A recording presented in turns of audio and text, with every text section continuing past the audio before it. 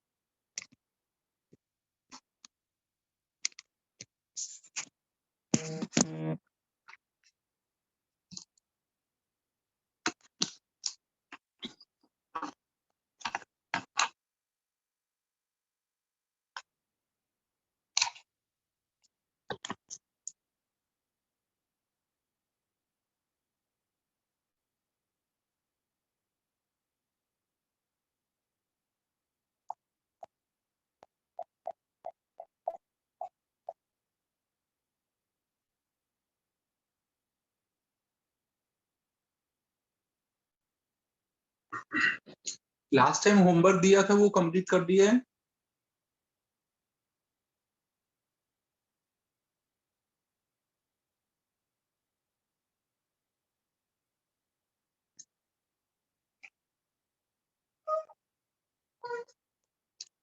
चलो इसमें डाउट बताना स्टार्ट करो।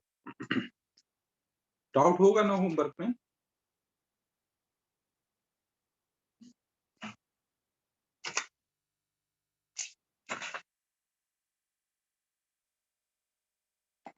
इंटेक्स 2 में बताओ, इंटेक्स 2 दिया था ना, बताओ इसमें क्या क्या डाउट है।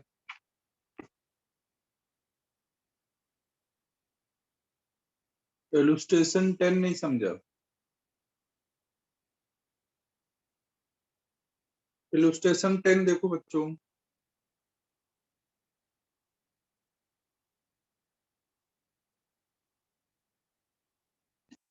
इलस्ट्रेशन 10 में देखो क्या बोला गया है। A particle is at x equal to 5 at t equal to 2 second and has a velocity 10 meter per second।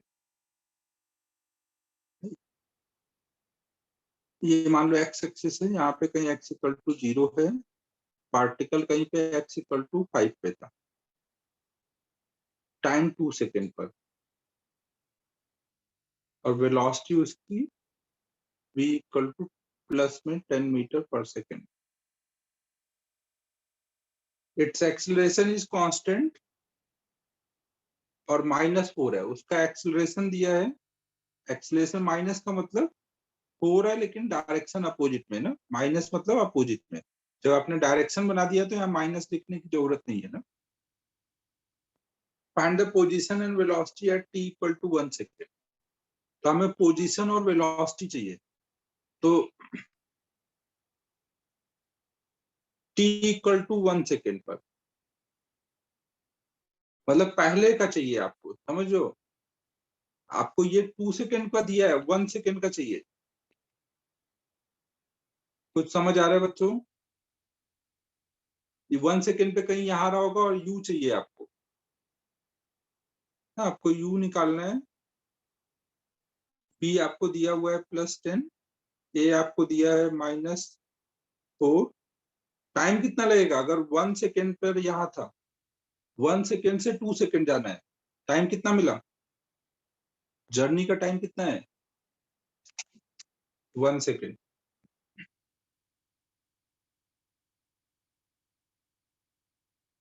तो आप इसमें रख दोगे v equal to u plus 80 में, v की वैल्यू +10, u की वैल्यू निकालनी है, a की वैल्यू -4। हमेशा ध्यान रखना फॉर्मूले में कोई चेंज नहीं करेगा ना, फॉर्मूले में वैल्यू साइन के साथ डालोगे। तो u की वैल्यू कितनी आ जाएगी? 14। ठीक है बच्चों? यू निकालना समझ आया, 1 सेकेंड पहले का v कितना था। फिर नेक्स्ट है कि उसका पोजीशन बताना है, कहाँ पे था वो, ये x क्या है। तो 1 सेकेंड में वो कितना डिस्प्लेस हुआ होगा ये निकाल सकते हो। s equal to U T plus half A T square में डाल दो।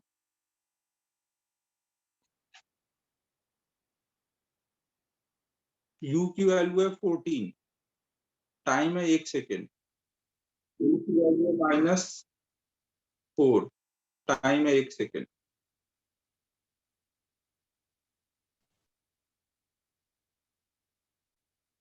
तो 12 मीटर का डिस्प्लेसमेंट हुआ है। डिस्प्लेसमेंट हमारा किसके बराबर होता है, चेंज इन पोजीशन, मतलब final position minus initial position. आपको फाइनल पोजीशन दिया और इनिशियल पूछा गया है। फाइनल पोजीशन वो कहां पर है, अभी वो x इक्वल टू 5 पर है ना, और इनिशियल कहां था ये पूछा गया है। Final position x equal to 5 है, यहाँ डाल दो। Final minus initial equal to 12, तो इनिशियल पोजीशन कितना आ जाएगा, 5 माइनस 12। तो x इक्वल टू -8 पे रहा होगा, 7 पे, सॉरी, x इक्वल टू -12। क्या कर रहा हूँ मैं, तो इनिशियल पोजीशन -7 है।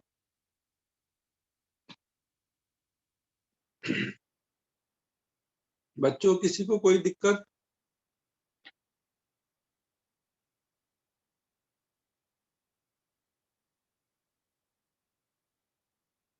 और बताओ क्या नहीं समझा।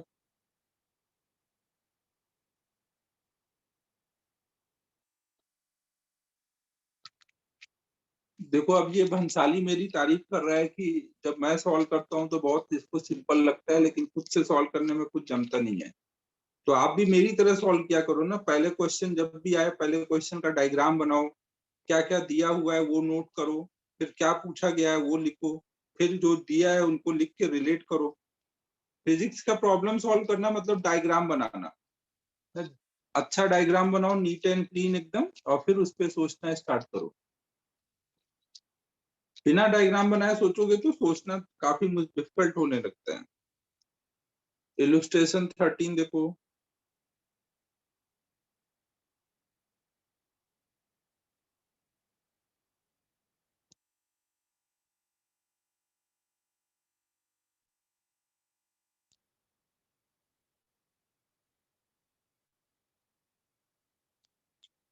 आज भंसाली सब ऐसे डायरेक्ट मैसेज ही करेगा क्या।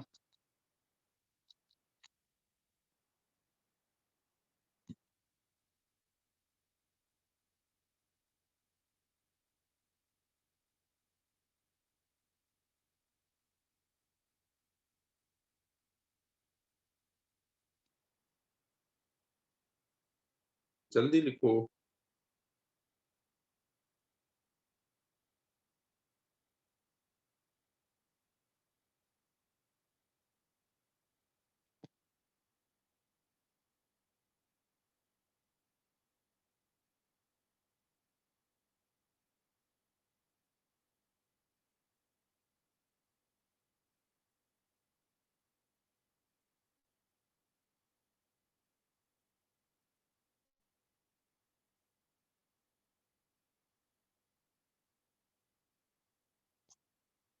इलस्ट्रेशन 13 देख लो बच्चों। A particle moves with uniform acceleration in a straight line, covers 3 meter in 8 seconds, 5 meter in 16 seconds of its motion. What is the displacement of particle from beginning to 6 seconds, from beginning of 6 seconds and end of 15 seconds?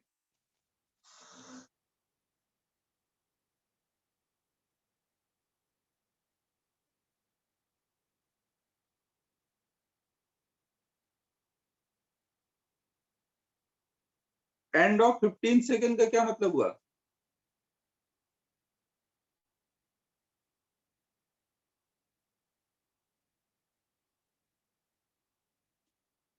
अबे आज तुम लोग कुछ ऐसा setting करके आओ क्या कि सब लोग ऐसे डायरेक्ट मैसेज ही करने वाले हो। अब सेवियो बोल रहा है कि क्लीन सेव कर लिया सर ने प्राइवेट में। तारीफ करनी है तो तुम लोग पब्लिक में करो ना यार। साक्षी भी अब वही कर रही है, डायरेक्ट मैसेज। मेरे को दिखाई नहीं देता अभी डायरेक्ट मैसेज।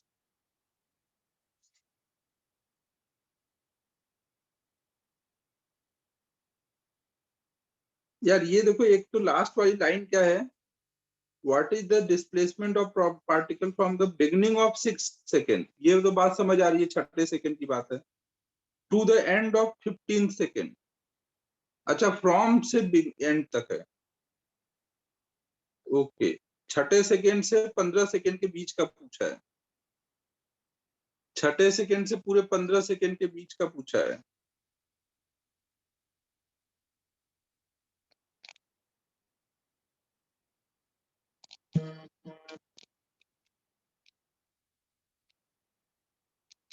तो देखो क्वेश्चन में क्या है, कोई पार्टिकल चलना शुरू किया होगा टाइम 0 पर और चलता जा रहा है, तो बीच में इसके कुछ कुछ हमें टाइम दे दिए गए कि भाई 8 सेकेंड पे कितना चला है ना, 8 सेकेंड पे वो कुछ चला है, ये 8 सेकेंड है, मतलब t=7 और t=8, 8 सेकेंड में वो कुछ चला है 3 मीटर, फिर और आगे चलता गया, फिर 16वें सेकेंड में, 16वां सेकेंड कब आएगा, 15 से लेकर के 16th वाला जो 1 सेकेंड होगा, ये 16 सेकेंड है, इसमें चला है वो 5 मीटर।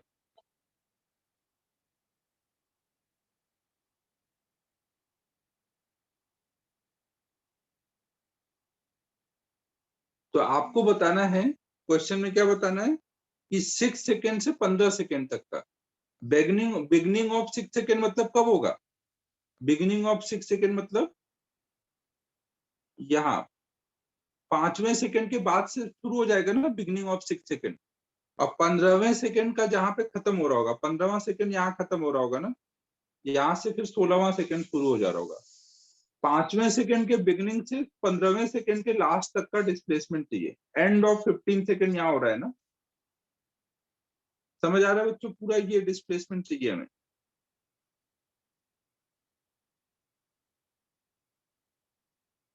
हेलो हेलो, कुछ हाँ ना बोलोगे तुम लोग? क्वेश्चन पहले क्लियर है, क्या दिया है और क्या पूछा गया है, ये समझ आ गया है? पहले एकदम नीट एंड क्लीन डायग्राम बनाया, क्या दिया है वो नोट किया, क्या पूछा है वो इसमें लिख लिया। अब इसके बाद हम लोग सॉल्विंग पे जाएंगे ना, हमें ये पूरा लेंथ निकालना है। तो अगर हमें u पता रहे, टाइम 0 पे कितनी से चला था, और a पता रहे, अगर हमें u और a पता चल जाए तो हम 5 सेकेंड का डिस्प्लेसमेंट निकाल सकते हैं और 15 सेकेंड का डिस्प्लेसमेंट निकाल सकते हैं। 15 सेकेंड के डिस्प्लेसमेंट निकाल करके 5 सेकेंड का सब्ट्रैक्ट कर देंगे तो आ जाएगा ना 5 से 15 के बीच का डिस्प्लेसमेंट। बताओ बच्चों, अगर हमें 15 सेकेंड का डिस्प्लेसमेंट मिल जाए, 5 सेकेंड का डिस्प्लेसमेंट मिल जाए, तो हो जाएगा अपना काम। और हमें u और a कैसे मिलेगा, हम u 7 सेकेंड में कितना चला है उसका फॉर्मूला लगाएंगे तो u और a में इक्वेशन आएगी। 16 सेकेंड में कितना चला है उसका फॉर्मूला लगाएंगे तो एक u और a में इक्वेशन आएंगे, दो अननोन दो इक्वेशन, हो जाएगा सॉल्व। ठीक है बच्चों, तो जब हम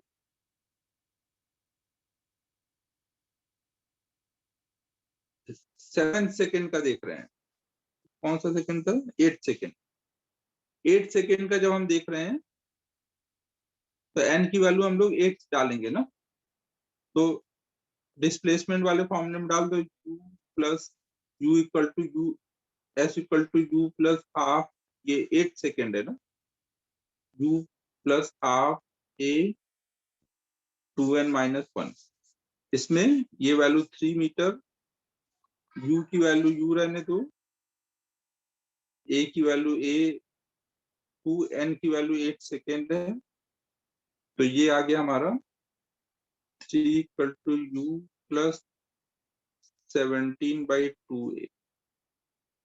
सही है बच्चों, u और a में एक इक्वेशन आ चुकी है। फिर इसके बाद हम लोग 16 सेकेंड के लिए लगाएंगे, नहीं इधर के लिए लगाएंगे 16 सेकेंड के लिए। इसी फॉर्मूले में u की वैल्यू u रहने देंगे, n की वैल्यू बस 16 कर देंगे ना, और डिस्प्लेसमेंट यहाँ पे 5 मीटर कर देंगे। हाँ हाँ 15 होगा। अबे आज क्या कर रहा हूँ मैं, ये तो रोज ही सुबह सुबह कर रहा हूँ आजकल। जब n की वैल्यू यहाँ पे भाई 15 होगा, देख लो सही से, n इक्वल टू 16 वाला सेकेंड जब, तो s 16 में दिया हुआ है कि 5 मीटर है। फॉर्मूला नहीं लिख रहा हूँ, डायरेक्ट वैल्यू लिख रहा हूँ। 5 equal to u plus half a 16 into 2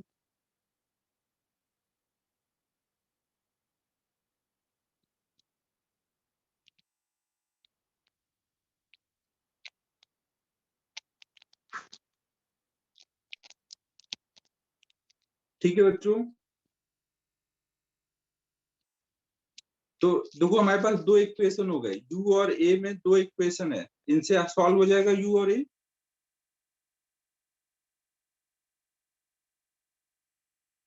आ जाएगा बच्चों u और a।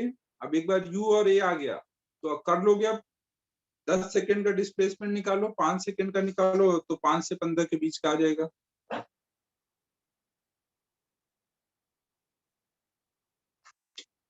फिर इंटेक्स एक्सरसाइज 2 में बताओ अब क्या डाउट है।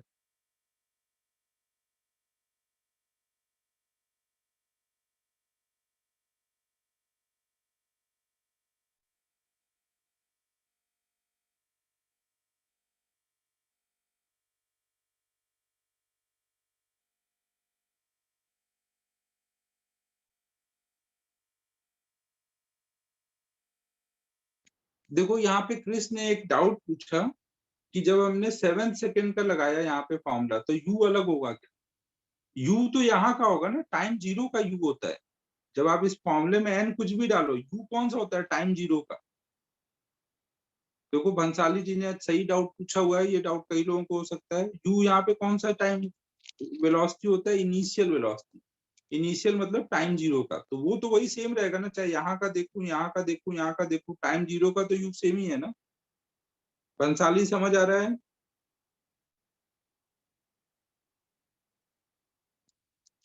और किसी को कोई डाउट इसमें?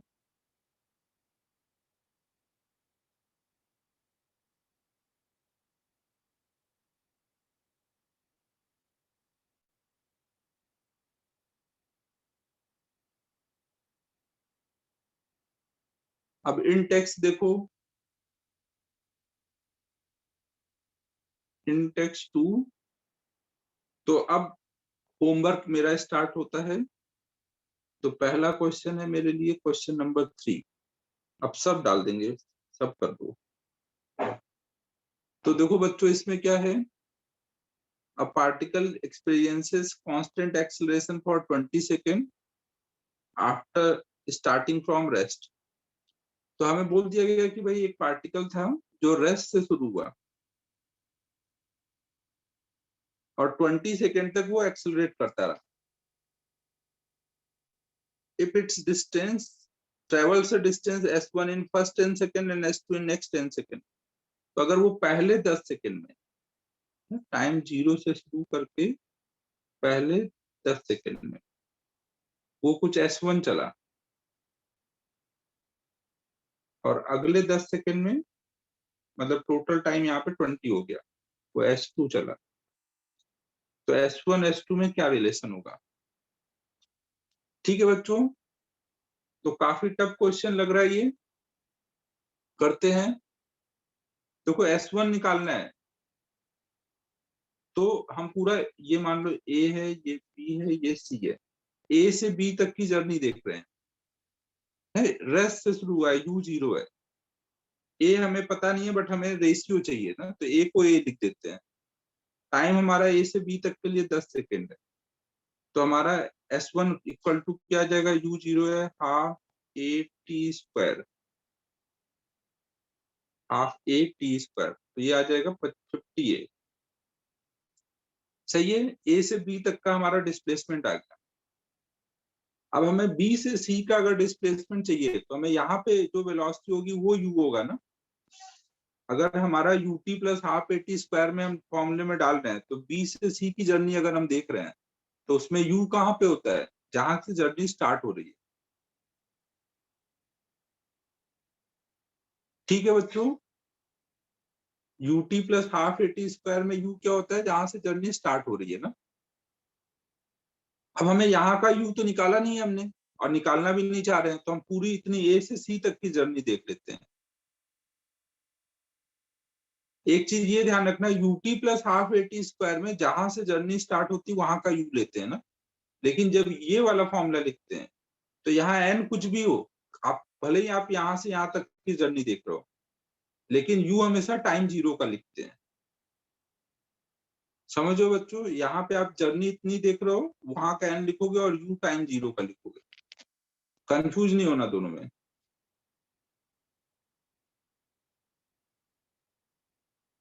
बच्चों ए से सी तक का मैं पूरा सॉल्व कर लेता हूँ, तो यू यहाँ का यूज करूंगा ना ए से सी तक के लिए, और टाइम कितना यूज करूंगा, 20 सेकेंड। फिर उसमें से S1 कम कर दूंगा तो S2 आ जाएगा ना। तो अभी ए से सी तक की जर्नी देखते हैं।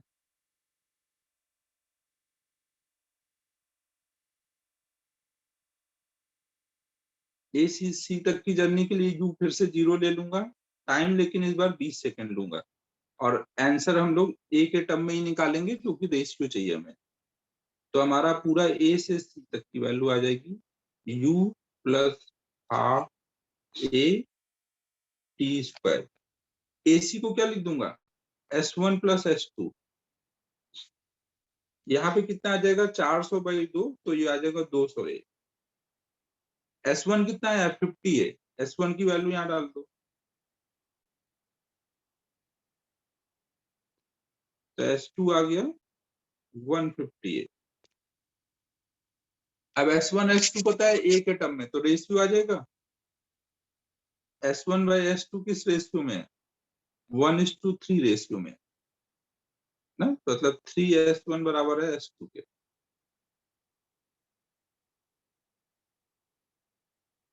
किसी को कोई दिक्कत परेशानी?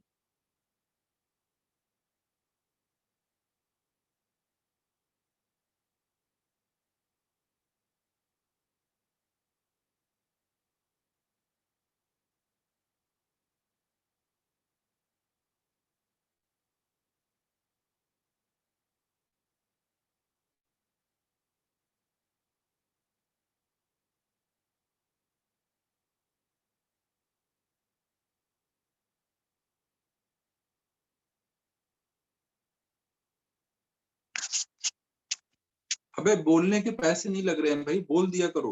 दिक्कत परेशानी है या नहीं, हाँ या ना में बोलो जल्दी।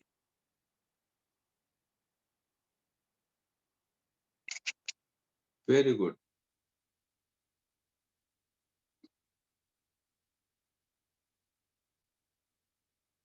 अगला बताओ।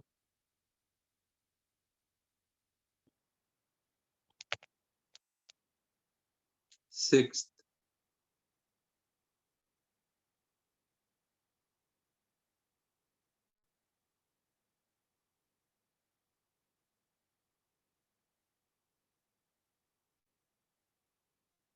नोट करना है अभी, करो जल्दी जल्दी नोट।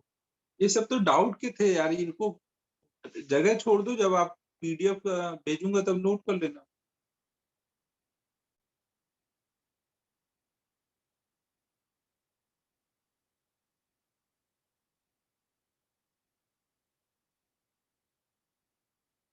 PDF से नोट कर लो बच्चों, ये डाउट वाले क्वेश्चन के लिए तो मत ही रोको यार, जगह छोड़ दो बस।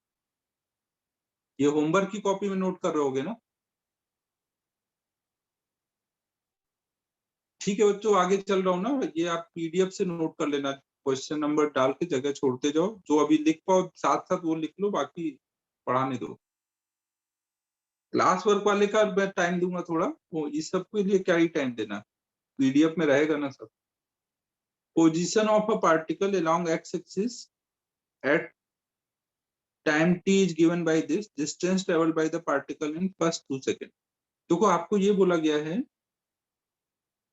कि कोई पार्टिकल का पोजीशन बताया गया है x equal to 1 plus t minus t square, तो वो कितना डिस्टेंस ट्रेवल किया है हमें ये बताना है।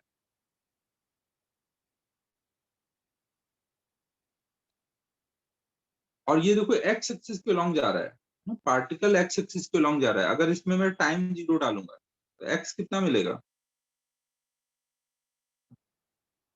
1 मिलेगा ना। टाइम 0 डालोगे तो एक्स 1 मिलेगा।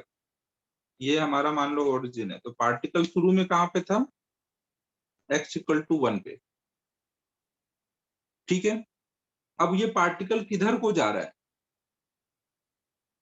देखो हमें यहाँ पे पूछा गया कि भाई एक्स इक्वल टू 2 तक में उसने डिस्टेंस कितनी ट्रेवल की।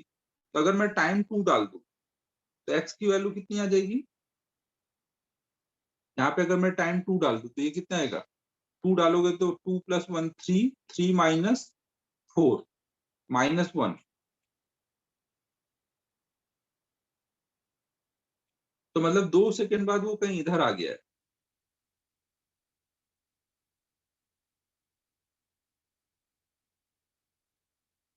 तो क्या मैं बोल दूं कि ये x इक्वल टू 1 से x इक्वल टू माइनस 1 पे गया है तो 2 मीटर चला है, क्या ये बोलना सही रहेगा,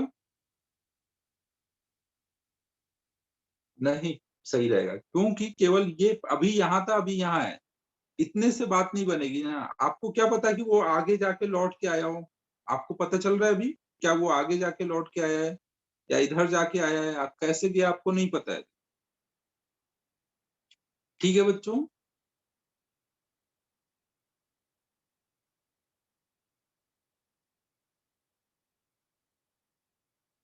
तो अब हम लोग क्या करेंगे, इसको हम डिफ्रेंशिएट कर देंगे और इसकी स्पीड निकालेंगे ताकि हमें समझ आए कि वो किधर जा रहा है। किधर जा रहा है ये तो हमें स्पीड से ही पता चलेगा ना, वेलोसिटी से। dx बाई dt कर दो, dx बाई dt करोगे तो कितना आ जाएगा, ये 0 हो जाएगा, ये 1 हो जाएगा, ये माइनस 2t। टाइम 0 डाल दो, टाइम 0 डाल, देखो ये कितना हो जा रहा है, 1 माइनस 2t। टाइम 0 अगर डालोगे तो इससे क्या मिल जाएगा, इनिशियल वेलोसिटी। इनिशियल वेलोसिटी कितनी है, 1 मीटर पर सेकेंड, है कि नहीं। u हमारा 1 मीटर पर सेकेंड है। अगर हम v को डिफ्रेंशिएट कर देंगे तो हमें क्या मिलेगा, एक्सेलरेशन मिलेगा। dv बाई dt कितना आएगा, -2।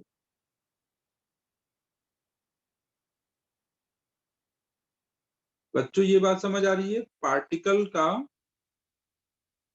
टाइम 0 पर पार्टिकल u से जा रहा था, u मतलब +1 आया है, लेकिन उसका एक्सेलरेशन अपोजिट में है, माइनस मतलब अपोजिट में।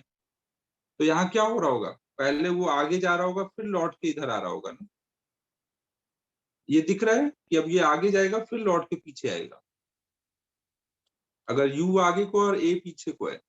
समझ आ रहा है बच्चों क्या बोल रहा हूँ।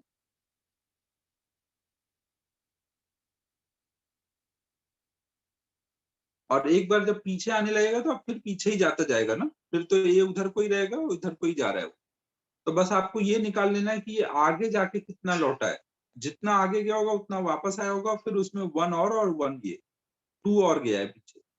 तो बस आगे जाने का आपको निकाल लेना कि उसका v कहाँ 0 हो रहा है। v 0 होने वाली डिस्टेंस आपको निकालनी है,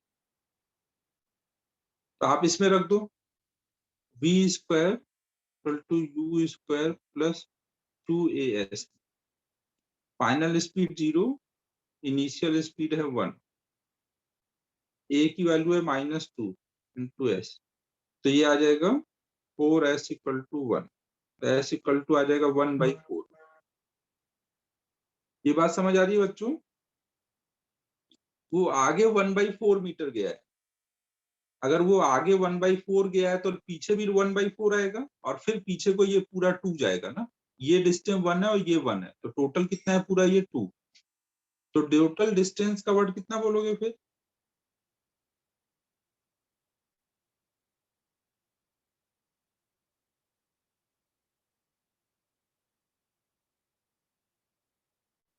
आगे को हाफ गया, फिर पीछे को हाफ आया, फिर पीछे को 1 गया, फिर पीछे को 1 गया ना, टोटल कितना? 1/4 था, सॉरी हाफ नहीं 1/4।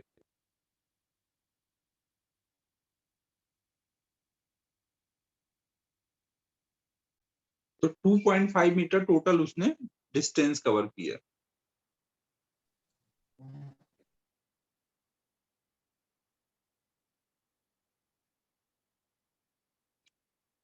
ठीक है बच्चों, डायग्राम बनाना पड़ेगा आपको, सिचुएशन दिखानी पड़ेगी, फिर सोचना पड़ेगा कि क्या हो रहा है।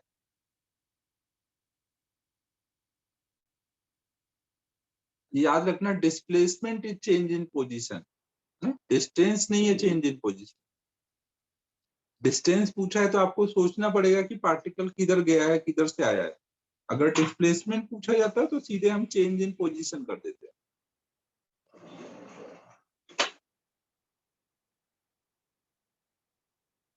ठीक है बच्चों, यहां तक देखो सिंधे, मैं ये बोल रहा हूं कि पहले आप x को डिफरेंशिएट करो तो v आ जाएगा, और उसमें टाइम 0 डालोगे तो इनिशियल वाला v आएगा। इनिशियल v को u से दिखा दिया है। फिर v को एक बार और डिफरेंशिएट करोगे तो a आ जाएगा। 1 का डिफरेंशिएशन 0, ये -2। तो अब आपको ये पता है कि u कितना है, a कितना है। अब आपने पार्टिकल को दिखाया कि वो इधर को जा रहा था और a अपोजिट में है। अगर a अपोजिट में होगा तो जाके रुकेगा ना, और फिर a अब भी लग रहा है तो ये वापस आने लग जाएगा। तो हमने ये आगे जाने का डिस्टेंस निकाला, और पीछे आने वाला तो फिर पता चल ही जाएगा, जितना आगे आया उतना ये पीछे आएगा। फिर ये 1 है और ये 1 है, फिर हम कैलकुलेट कर लेंगे कितना चला है। तो u और a आने के बाद हमने आगे जाने वाला डिस्प्लेसमेंट निकाल लिया। समझ आया श्रेयस क्या बोल रहा हूँ?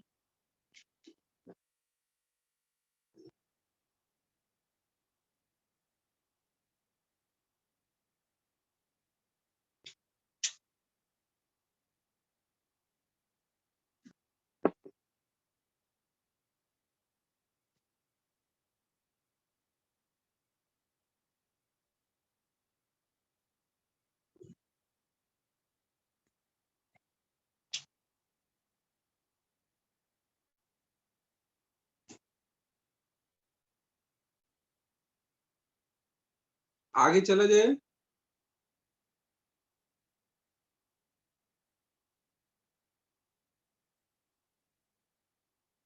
अब देखो यहाँ पे एक चीज और ध्यान रखना,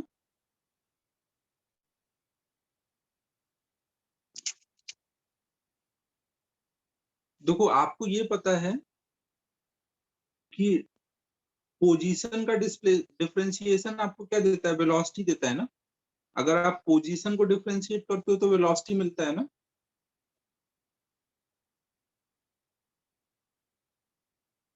ये पता है ना बच्चों, वेलोसिटी, इंस्टेंटेनियस वेलोसिटी क्या होती है, rate of change of position. तो अगर मैं इसको dt को उधर ले जाऊं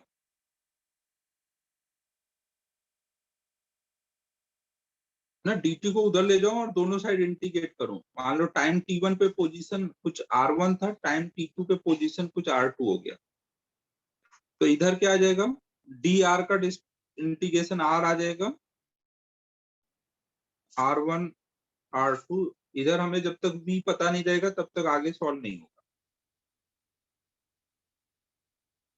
इधर हो जाएगा r2 minus r1। Change in position क्या देता है बच्चों, चेंज इन पोजीशन क्या देगा, डिस्प्लेसमेंट। तो कभी भी आपको डिस्प्लेसमेंट निकालना है और अगर वेलोसिटी वगैरह as a function of time पता है तो आप ये तरीका भी लगा सकते हो इंटीग्रेशन के लिए। ये अभी हम आगे वेरिएबल इंटीग्रेशन पढ़ेंगे तो उधर ज्यादा यूज करेंगे ना। लेकिन कभी भी वेलोसिटी को इंटीग्रेट करने से क्या मिलता है, वेलोसिटी इंटू टाइम करो ना, v इंटू डी टी, तो डिस्प्लेसमेंट मिलेगा।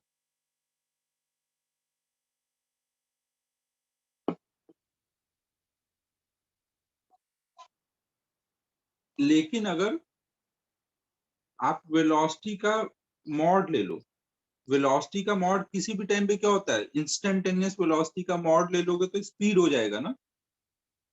अगर आप वेलोसिटी इंस्टेंटेनियस वेलोसिटी का केवल मॉड ले लोगे तो स्पीड हो जाएगा।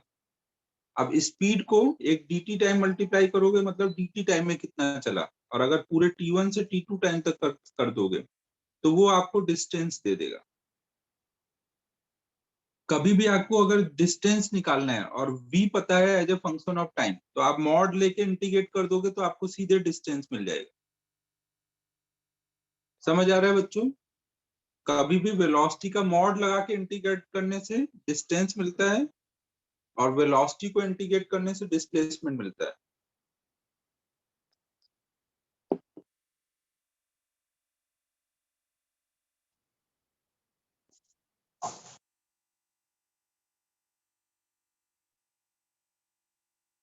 तो आप देखो, जैसे इस क्वेश्चन में आपने वेलोसिटी निकाला था 1 minus 2t, v equal to 1 minus 2t।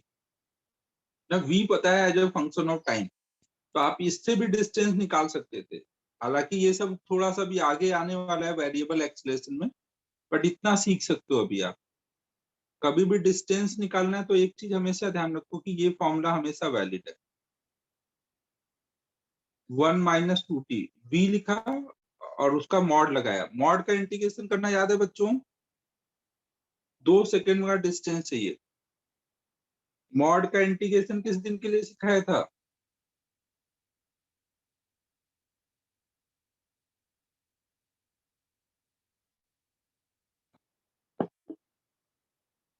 आज के लिए। Very good. तो अब आज यूज कर लिया जाए। तो अब देखो, ये अगर अंदर वाला टर्म पूरा प्लस में होता है तो सीधे मॉड हट जाता है। अगर प्लस में नहीं होता है तो फिर हमें माइनस साइन लगा के हटाना पड़ता है। तो 1 माइनस 2t प्लस में कब होगा? जब 1 ग्रेटर देन 2t, मतलब जब t लेस देन।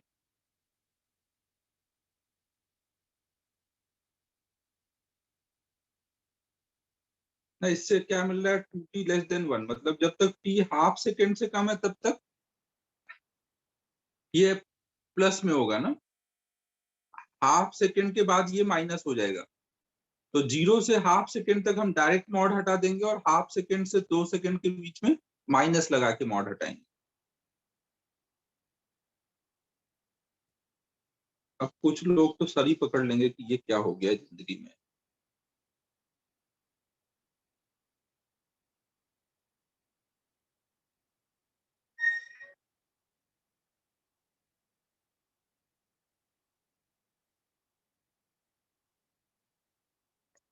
बच्चों ये कुछ समझ आया?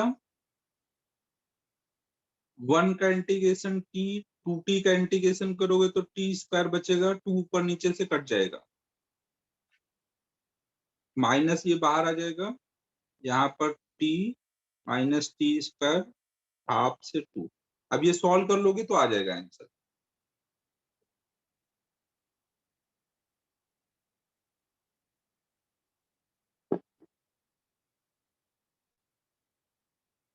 ये देखो, किसी ने मेरे बगल में वीडियो ऑन कर रखा है। ये अभी बता रहा है कि सेकंड मेथड के बाद ये सिचुएशन हो गई है।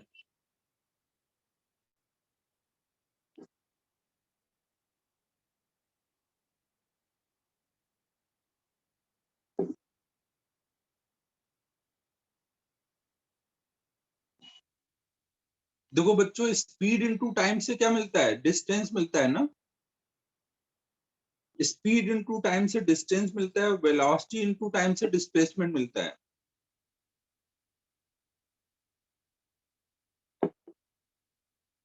तो इसलिए जब भी आप v dt इंटीग्रेट करोगे तो डिस्प्लेसमेंट मिलेगा, और स्पीड इनटू dt करके इंटीग्रेट करोगे तो डिस्टेंस मिलेगा।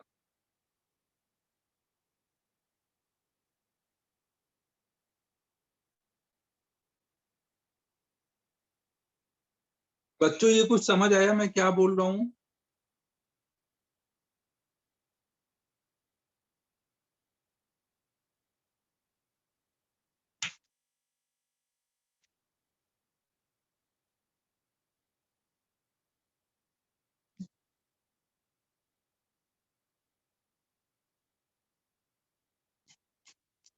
ठीक है, नोट कर लो इसको।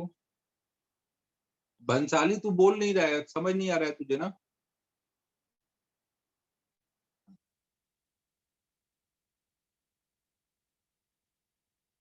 ये बात सही बोली श्रवणी तूने। इस चक्कर में आज मैंने आते ही तुरंत वीडियो ऑन कर दिया कि अब तो हेयर मैंने अच्छे कर दिए।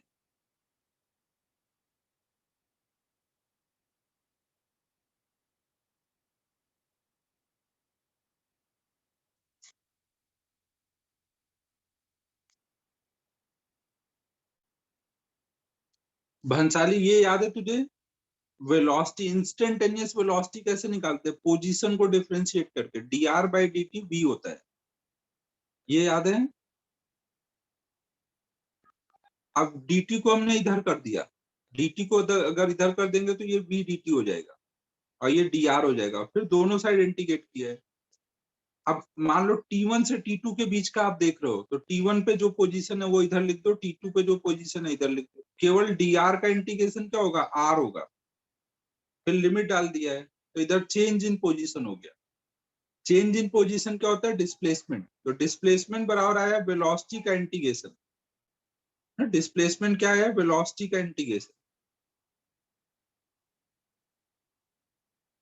अगर वेलोसिटी का इंटीग्रेशन डिस्टेंस डिस्प्लेसमेंट देगा तो स्पीड का इंटीग्रेशन क्या देगा,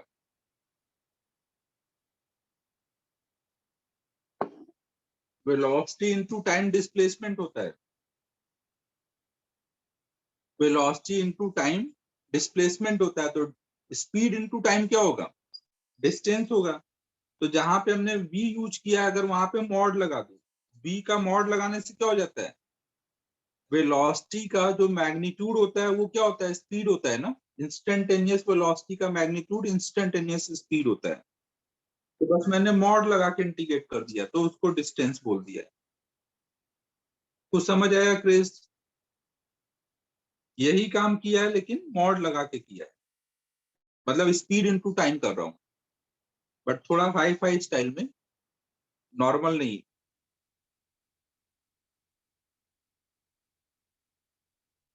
अगर देखो ये v या ये v की वैल्यू कुछ कांस्टेंट होती तो इंटीग्रेशन करने की जरूरत नहीं होती, लेकिन अगर ये वेरिएबल होता है तो वेरिएबल होता है तो इंटीग्रेट करके ऐसे सॉल्व करना पड़ता है।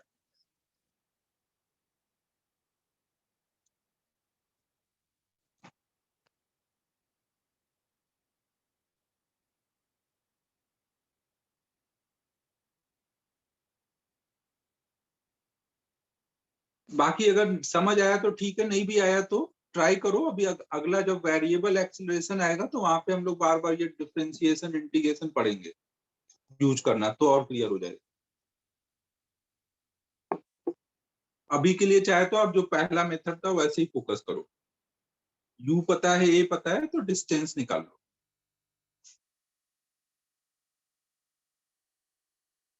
नोट हो गया?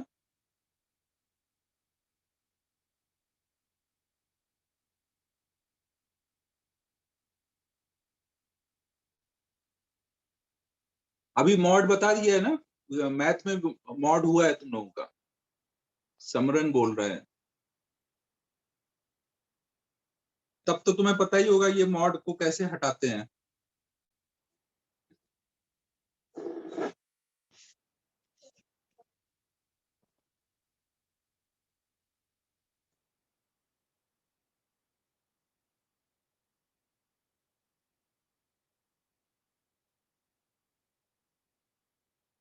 और बच्चों डाउट बताओ अब, नेक्स्ट डाउट।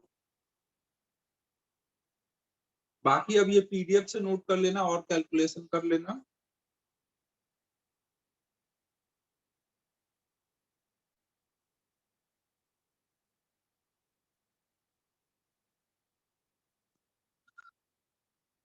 अब समर्थ रस आने, रस नहीं पीते रह रहे हो तुम।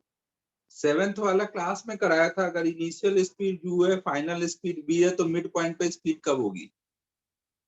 क्या कर रहे थे जब कराया जा रहा था?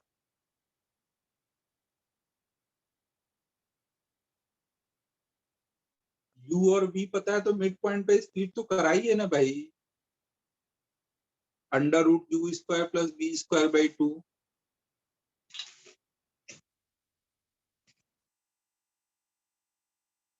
हो जाएगा समर्थ, 7th क्लास में कराया है भाई, देख लो।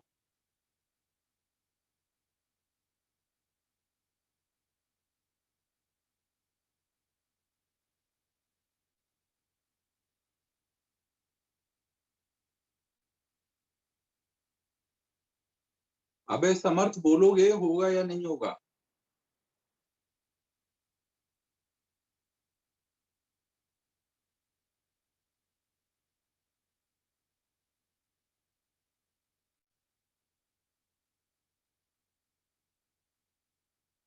नाइन देखो बच्चों,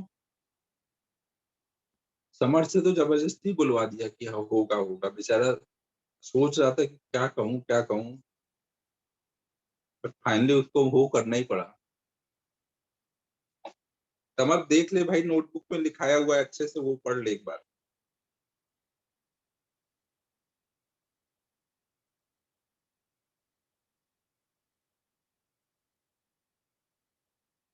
नाइन देखो, in a car race, A takes T1 time less to finish the car finish than car B and passes the finishing point with velocity V not greater than T. V not more than car B. क्या पढ़ रहा हूँ आज? तो देखो बच्चों क्या है, एक कार रेस हो रही थी।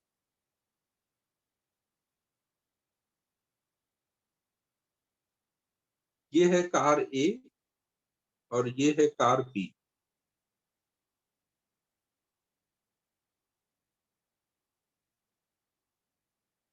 तो ये दोनों जब रेस लगाए तो ये है स्टार्टिंग पॉइंट और इधर है फिनिशिंग पॉइंट ना, इधर ये हमारा फिनिशिंग पॉइंट है, यहां तक पहुंचना था।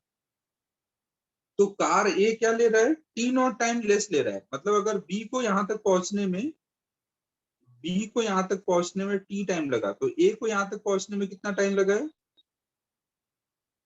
टी से टी नॉट टाइम कम। और कार बी को अगर यहाँ पहुंचते पहुंचते उसकी स्पीड हो गई है कुछ बी, तो कार ए की स्पीड कितनी हो गई है वहां पहुंचते पहुंचते, बी प्लस बी नॉट, कम टाइम में ज्यादा स्पीड से पहुंचा है।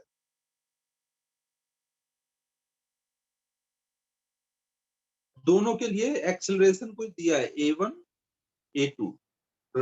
रेस हमेशा कैसे स्टार्ट होती है, जीरो वेलोसिटी से ना, कार रेस से शुरू होगा ना, तो हमें v not by A1 A2 b not t not में रिलेशन बताना है। पहले बच्चों सबको क्वेश्चन क्लियर हो चुका है?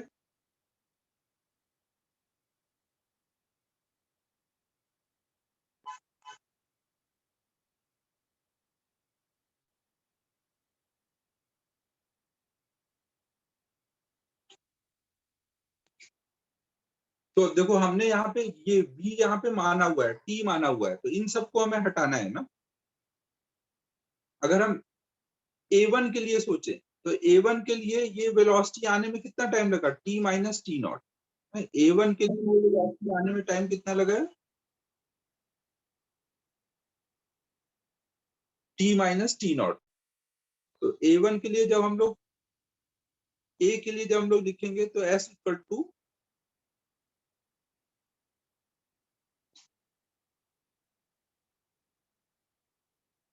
v वाला फॉर्मूला लगा देते हैं ना, v a की फाइनल वेलोसिटी है v equal to u plus a t, और टाइम कितना लगा t माइनस टी नॉट। और b के लिए लिखोगे तो b की फाइनल वेलोसिटी ये है,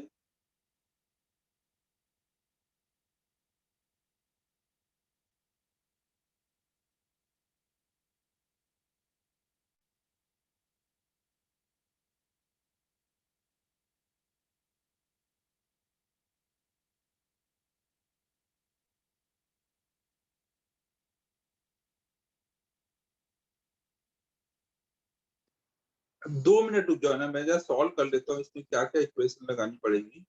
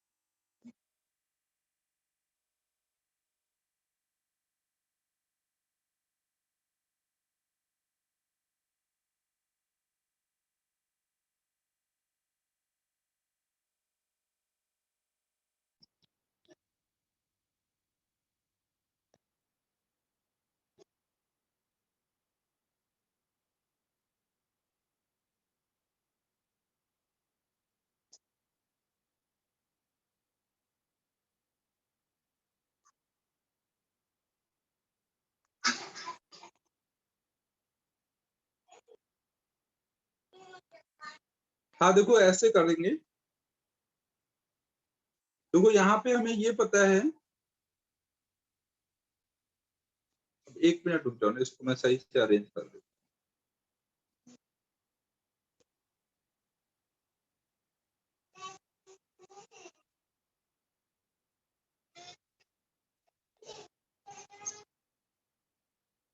देखो यहाँ पे हमें ये पता है कि डिस्प्लेसमेंट तो रेस में दोनों का सेम हुआ है ना,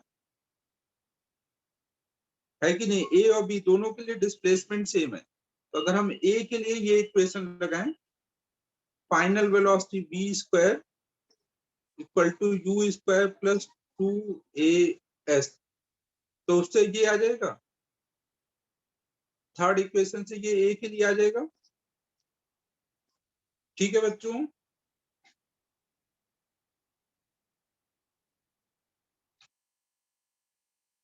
ये बात बच्चों समझ आ रही है? ए के लिए ये आ जाएगा, फिर बी के लिए ऐसे ही लगाओ, बी के लिए जब लगाओगे तो आएगा थर्ड इक्वेशन से b square equal to you square plus 2a2s, तो वहां से बी इक्वल टू ये आ जाएगा।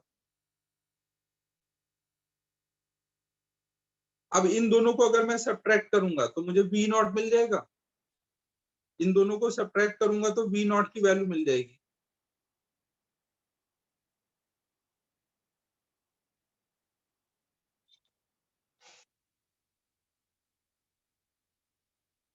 तो यहां से हमें इनको सब्ट्रैक्ट करके हमने बी नॉट इक्वल टू निकाल दिया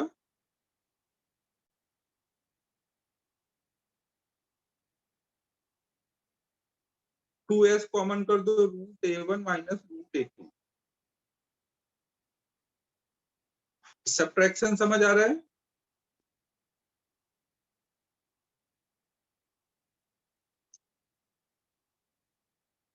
हाँ, ऊपर वाली इक्वेशन से नीचे वाली को सब्ट्रैक्ट किया है, फिर 2s को कॉमन कर दिया है ना।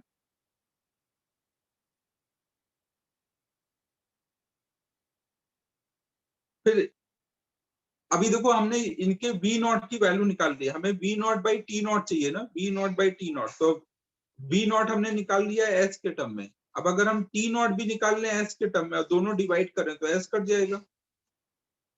अभी हमने वी नॉट निकाला है एस के टर्म में, अब हम लोग टी निकालेंगे, टी नॉट निकालेंगे एस के टर्म में। तो उसके लिए फिर से हम लोग ए के लिए u t plus half A T square लगाएंगे ना, s equal to u t plus half A T square. A के लिए जब लगाओगे तो ए के लिए टाइम कितना लोगे, टी माइनस टी नॉट, और यू कितना है 0, ए कितना है a1, तो ये वैल्यू डाल दो ए के लिए तो ये आ जाएगा, है UT plus half A T square में ये वैल्यू डाल दी है। फिर बी के लिए ऐसे ही हमने वैल्यू डाली तो ये इक्वेशन आ गई है। तो ऊपर वाली इक्वेशन से टी माइनस टी नॉट की वैल्यू आ गई और यहां से टी की वैल्यू आ गई है, ये स्क्वायर हट जाएगा। तो अब इन दोनों को सब्ट्रैक्ट करके टी नॉट निकाल सकता हूं, नीचे वाली इक्वेशन से ऊपर वाली इक्वेशन सब्ट्रैक्ट करता हूं ना, नीचे वाली इक्वेशन से ऊपर वाली, तो 2s by a2 minus 2s by a1 equal to आ जाएगा टी माइनस टी नॉट। तो हमारा टी नॉट इक्वल टू हो गया 2s कॉमन हो जाएगा 1/√a2 माइनस 1/√a1। हमने देखो टी नॉट निकाल लिया एस का यूज करके और बी नॉट निकाल लिया वो भी एस का यूज करके।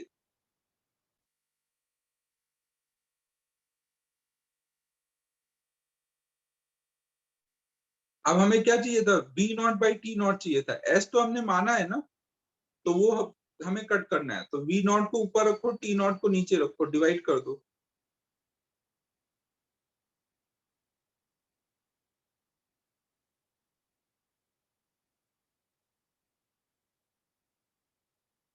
एलसीएम ले लो अब इसमें,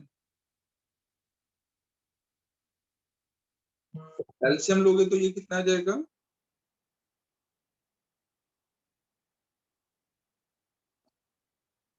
तो ये कट जाएगा ऊपर से, ये ऊपर जाके हो जाएगा, तो हमारा आ गया B not by T naught की वैल्यू √a1 a2।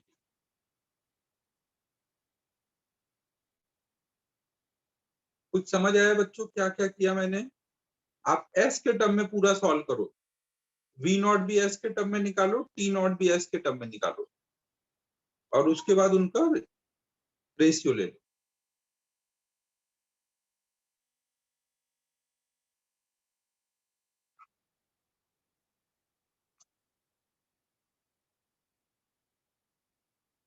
सिमरन देखो ना सही से एलसीएम लो ना, अब इसमें रूट A1 इधर आएगा, रूट A2 इधर आएगा,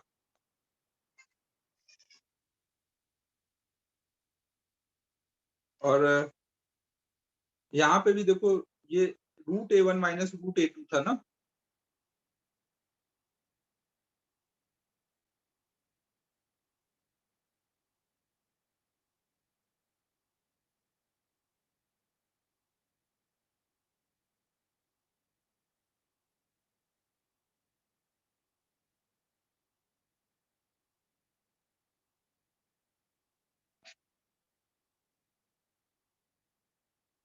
सिमरन यार ये उल्टी सीधी बातें नहीं करो यार, सही से इक्वेशन लिख के करो। सिमरन नया फॉर्मूला लेके आया, V naught equal to root 2s A1 minus A2।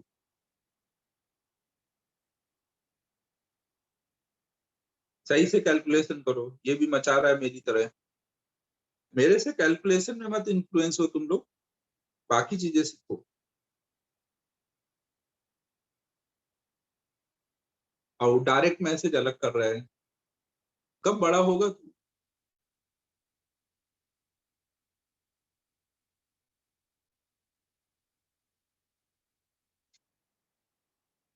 17 अगस्त से?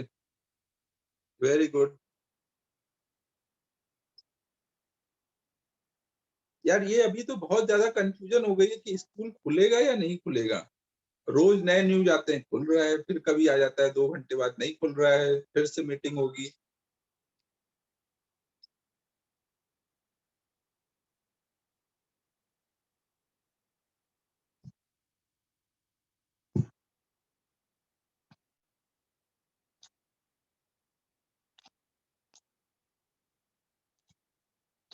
हाँ वही, अभी तो कैंसिल ही लग रहा है।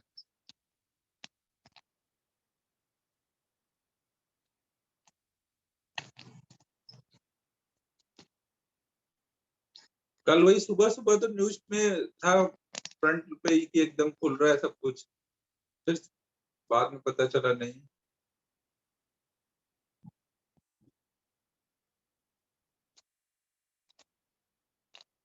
कल्पेश इरशाद बोल रहा है डायरेक्ट मैसेज करके कि कल्पेश यार डायरेक्ट मैसेज मत कर भाई, महाकाल के आशीर्वाद से हमारी कोचिंग खोल दो।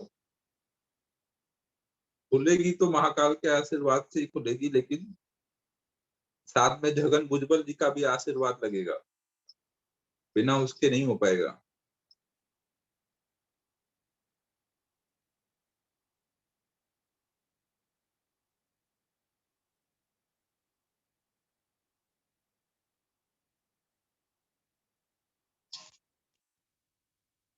तो बच्चों अब आगे पढ़ाने का मौका मिलेगा मुझे क्या? आज का मेरा होमवर्क कंप्लीट हो गया है, अब मैं कोई डाउट नहीं बता रहा, अब मैं आगे पढ़ूंगा।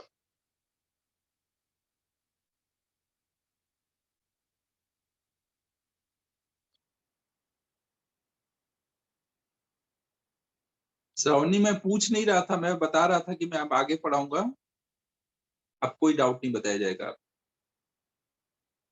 तो हम लोग देखो क्या कर रहे थे,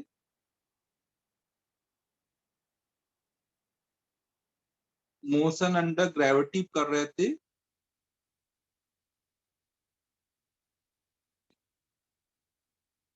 तो इसमें हमने क्या देख लिया है कि ग्रेविटी हमेशा अपनी तरफ खींचता है ना। पार्टिकल को अगर आप ऊपर को फेंकोगे तो हमेशा ग्रेविटी जो होगा वो नीचे को ही लगेगा ना। पार्टिकल चाहे ऊपर जा रहा हो या नीचे आ रहा हो, तो इसलिए हमेशा हम लोग एक्सलरेशन यहाँ पे -g लिखेंगे, चाहे पार्टिकल ऊपर जा रहा हो या नीचे जा रहा हो। अपने जो 10वीं तक का ज्ञान है उसको यहाँ पे मत लगाना ना, वहां पे आप अलग टाइप से करते थे, ऊपर जा रहा है तो जी माइनस में लिखते थे, नीचे आ रहा है तो प्लस में, वो सब भूल जाओ ना। यहाँ पे हमेशा जी माइनस होगा, चाहे ऊपर जाए या नीचे जाए। हम लोग साइन कन्वेंशन बार बार चेंज नहीं करेंगे ना, जो कुछ भी ऊपर को होगा वो प्लस और जो कुछ भी नीचे को होगा वो माइनस, ताकि एक ही क्वेश्चन में जब पार्टिकल ऊपर जाके नीचे आ रहा है तो हमें अलग अलग ना सोचना पड़े ना। अगर हमारा साइन कन्वेंशन फिक्स रहेगा तो एक ही क्वेश्चन में ऊपर जा रहा है फिर लौट के आ रहा है तो हमें अब अलग से 2 बार सॉल्व नहीं करना पड़ेगा, एक ही बार सॉल्व करके हमारा आंसर आ जाएगा। फिर हमने लास्ट क्लास में ये सीखा कि अगर हम एक पार्टिकल को u स्पीड से ऊपर को फेंकते हैं तो वो ऐसे ऊपर जा रहा है, फिर उसी रास्ते से नीचे आएगा, बट समझाने के लिए मैं उसको अलग रास्ते से दिखा रहा हूँ। जैसे ऊपर गया वैसे ही नीचे आएगा, बट मैंने ऐसे दिखा दिया। तो अगर आप u स्पीड से इसको फेंकोगे तो जब ये नीचे जस्ट आने को होगा तो फिर से इसकी स्पीड u हो चुकी होगी। हाईएस्ट पॉइंट पे इसकी वेलोसिटी कितनी हो चुकी होगी? 0।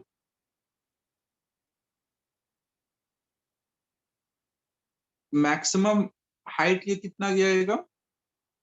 u² / 2g।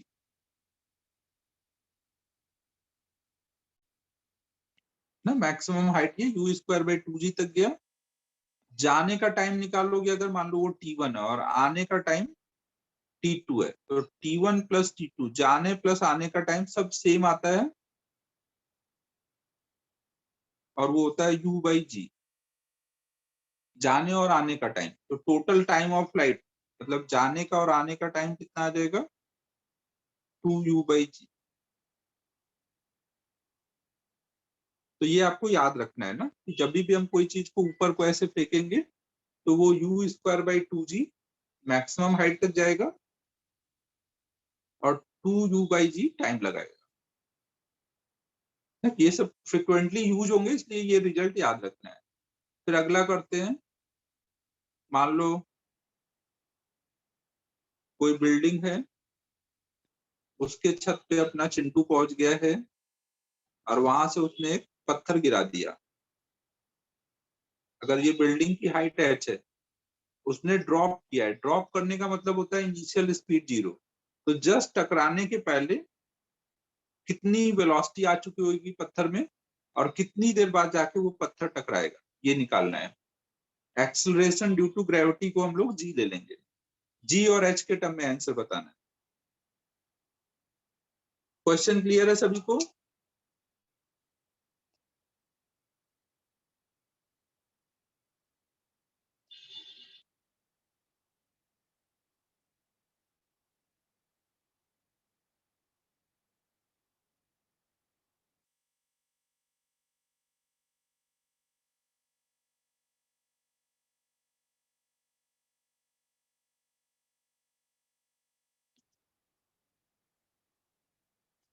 क्वेश्चन में देखो बस इतना है अमन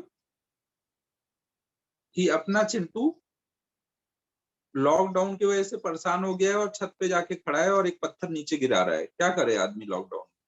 तो पत्थर ही गिरा रहा है ऊपर से, तो एक ड्रॉप कर दिया है उसने पत्थर।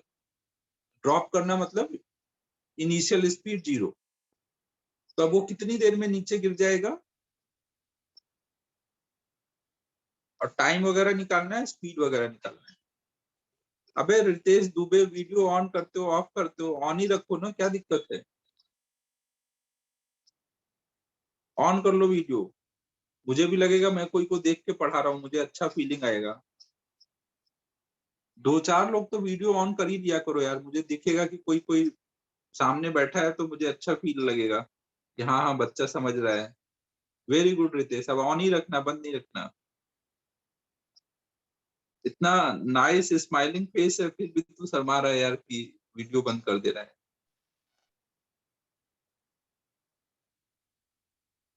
2-3 लोगों को तो वीडियो ऑन रखना ही चाहिए।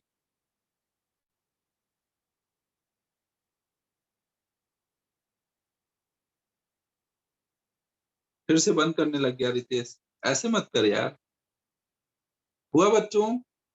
क्वेश्चन समझ आ गया अब?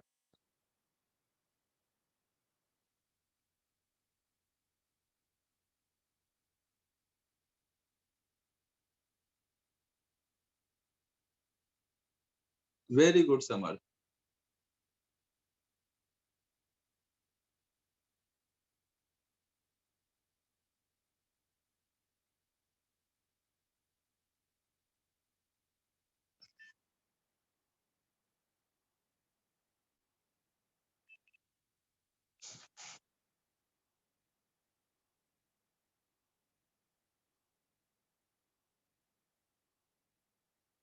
हुआ सॉल्व?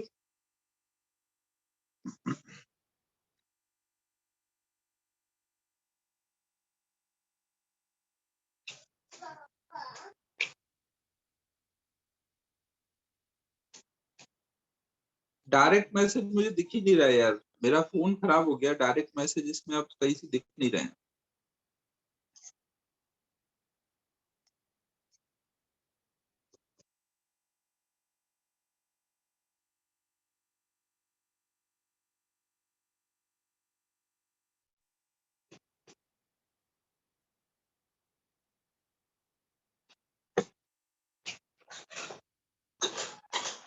इसलिए कोई भी डायरेक्ट मैसेज कर रहा है तो कोई रिप्लाई का एक्सपेक्टेशन ना रखा जाए।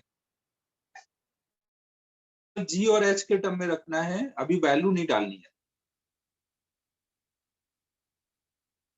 क्योंकि इसका जो आंसर आएगा वो हम याद रखेंगे, इसलिए हम वैल्यू नहीं डाल रहे हैं।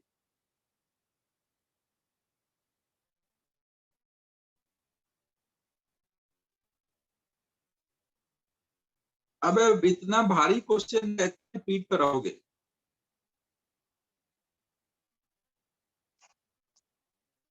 क्वेश्चन जब दे रहा हूं तो तुम लोग सब रितेश की तरफ ही देखने में लग गए हो, तुम लोग ध्यान ही नहीं दे रहे हो कि मैं क्वेश्चन क्या बोल रहा हूँ।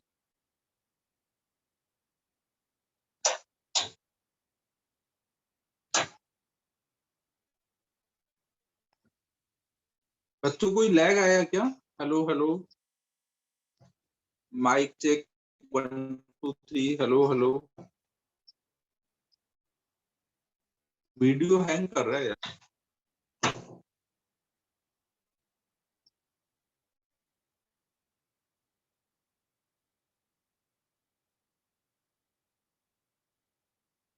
मेरे में ही हैंग हो रहा है।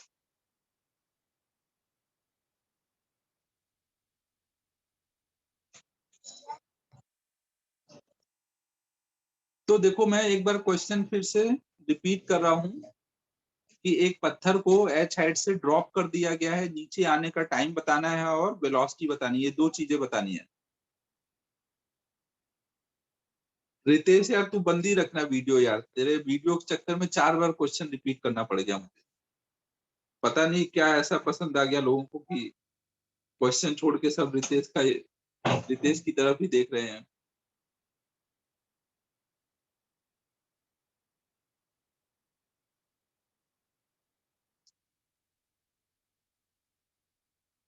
तो अब सॉल्व किया जाए। देखो यहाँ पर, हाँ, अगर हमें मान लो फाइनल स्पीड निकालनी है तो हम कैसे सोचेंगे?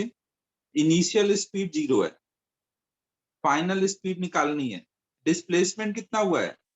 यहाँ वाई डायरेक्शन में है, वर्टिकल में तुम वाई यूज कर रहे हैं ना, डिस्प्लेसमेंट कितना है नीचे को है तो माइनस एच। डिस्प्लेसमेंट कितना होगा बच्चों यहाँ पर? हाँ सही है भंसाली, नीचे को है तो माइनस एच। और एक्सेलरेशन कितना होगा यहाँ पर? एक्सेलरेशन में तो सोचना ही नहीं है, वो हमेशा नीचे को है तो माइनस जी। तब हम यहाँ पे लगा देंगे B square equal to you square plus 2as, S की जगह वाई लिखेंगे ना, वाई डायरेक्शन में डिस्प्लेसमेंट है इसलिए वाई लिख रहे हैं। इनिशियल स्पीड 0 है, ए की वैल्यू है माइनस जी और वाई की वैल्यू है माइनस एच, तो v इक्वल टू आ जाएगा अंडर रूट 2gh। ये आपको याद रखना है ना कि अगर h हाइट से कोई भी चीज को ड्रॉप करोगे तो वो कितनी वेलोसिटी से आके गिरता है नीचे? अंडर रूट 2gh से। ठीक है, फिर टाइम निकालना है। टाइम निकालने के लिए आप क्या कर सकते हो? अगर हम ut plus half A T square लगाए तो u पता है, y पता है, a पता है, बस t अननोन है। तो अगर हम ut plus half A T square लगा दें, y equal to ut plus half A T square, तो y की वैल्यू है माइनस एच, u 0 है, a की वैल्यू है माइनस जी ना, तो इससे हमारा टाइम आ जाएगा अंडर रूट 2h/g।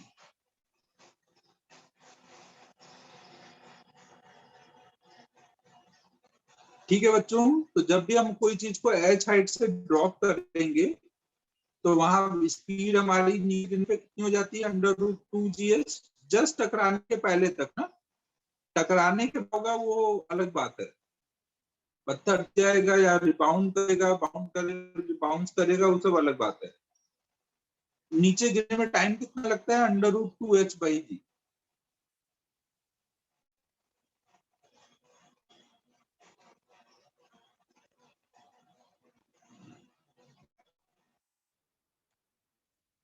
आगे चले गए,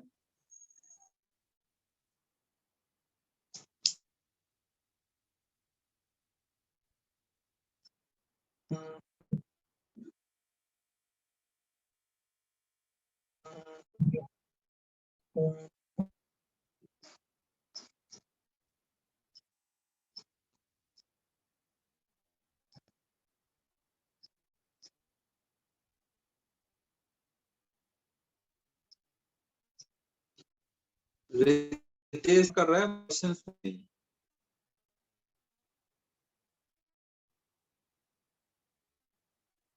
कोई मजा आ रहा है।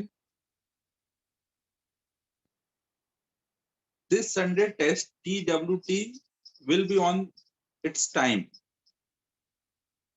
10 to 1.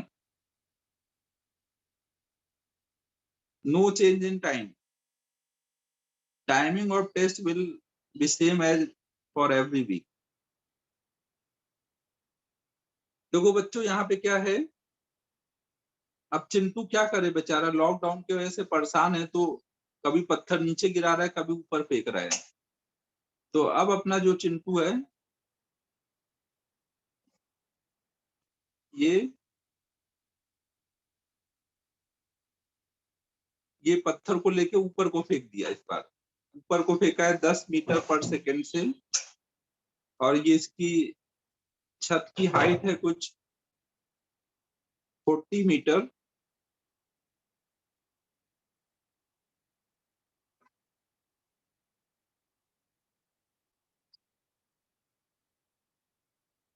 कश्मीर कैसे बन गया, इसके पीछे का लॉजिक समझ नहीं आया। तो ये अब क्या होगा, ऊपर को फेंकोगे तो ऐसे नीचे जाके, ऊपर जाके नीचे आके गिरेगा। तो हमें बताना है कि ये कितनी देर बाद जाकर के नीचे जमीन पे टकराएगा। अरे अरे, ये तो कुछ ज्यादा ही डीप कॉन्सेप्ट लगा दिया सानिध्य ने। ये आधे लोगों के तो सर के ऊपर से निकल गया ये कॉन्सेप्ट। ये लॉकडाउन का इफेक्ट है यार, पत्थरबाजी वाला नहीं है। ये एडवांस का क्वेश्चन हो गया, एडवांस कॉन्सेप्ट है ये। तो देखो ये पत्थर ऊपर को फेंका गया है 10 मीटर पर सेकेंड से, जी की वैल्यू आपको 10 ले लेनी है। तो हमें अब निकालना है कि ये पत्थर जब हम ऊपर को फेंकेंगे तो कितनी देर बाद जाकर के वो जमीन पे टकराएगा। ट्राई करो बच्चों।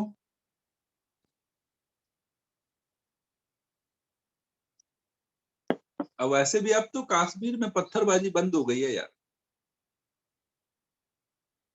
पत्थर फेंकने पे अब सरकारी नौकरी नहीं मिलती वहां पर, तो बंद हो गई अब।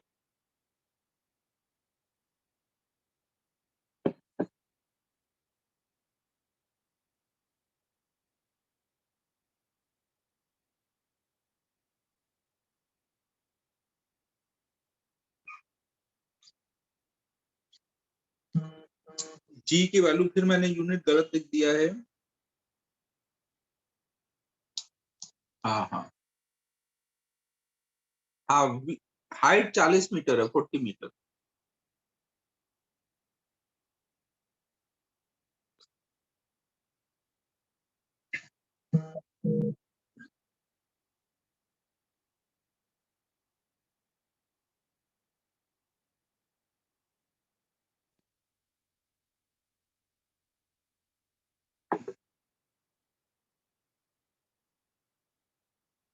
हाइट 40 मीटर है ना, time 4 second. Very good Ayush.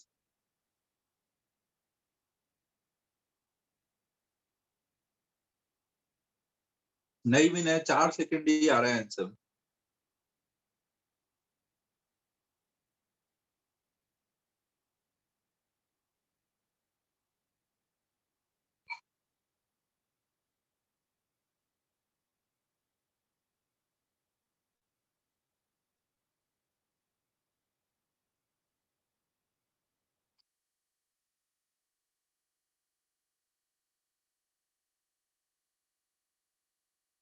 शायर लोग कहाँ हैं आज आजकल क्लास के? कुछ सुनाया नहीं कई दिनों से।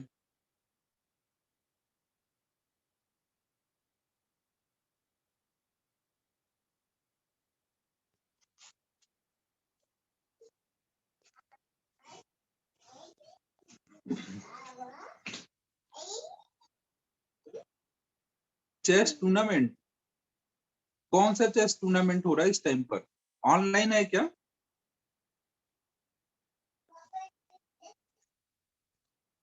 ऑनलाइन है हो तो मुझे भी खिला लो यार, मैं भी चेस टूर्नामेंट में पार्टिसिपेट करना चाहूंगा।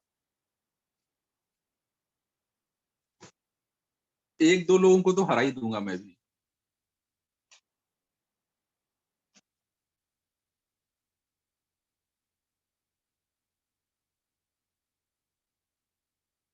अंडर 17? अभी ये मेरे हेयर वगैरह ऐसे ब्लैक करने के बाद ऐसा लग रहा है एज का कुछ दिक्कत? मेरे को लगता है अभी तो 16 साल में हो जाना चाहिए। अभी तो मेरे को आराम से लोग कंसीडर कर लेंगे अंडर 17 में।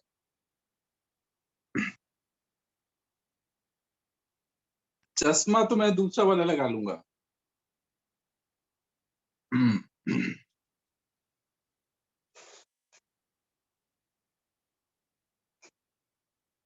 तो समर्थ मेरे लिए भी बात कर लो यार, मेरे को भी खेलना है। नहीं नहीं श्रवणी, ये ज्यादा हो गया।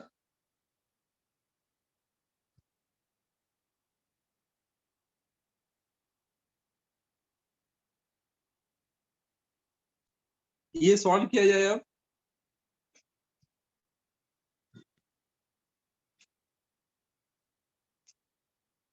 अरे यार तुम लोग मजाक में ले लेते हो, मैं सीरियसली बोल रहा हूँ यार कि अंडर 17 तक तो कंसीडर किया जा सकता है।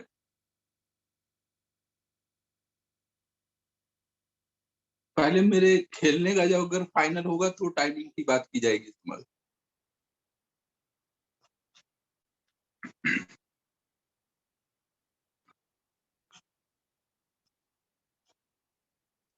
तो देखो बच्चों, यहाँ पर ये पार्टिकल ऊपर जाके नीचे आएगा ना, हमें देखो क्या निकालना है, टाइम निकालना है। और हमें क्या क्या पता है?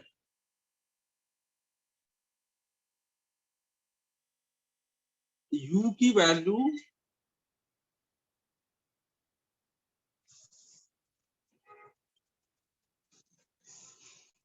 ये लोग नहीं खिलाएंगे अगर अपने टूर्नामेंट में, तो हम लोग अपना ही टूर्नामेंट रख देंगे फिर। अपने ग्रेविटी के बच्चों का ही फिर टूर्नामेंट करा देंगे।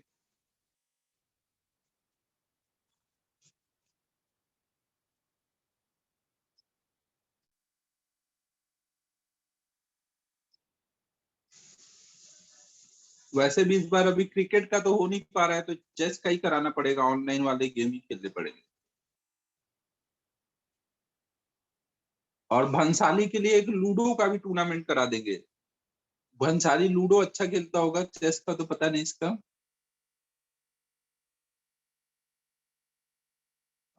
ये लूडो कुछ लोगों के लिए कराना पड़ेगा जो छोटे बच्चे हैं अभी अपने यहाँ।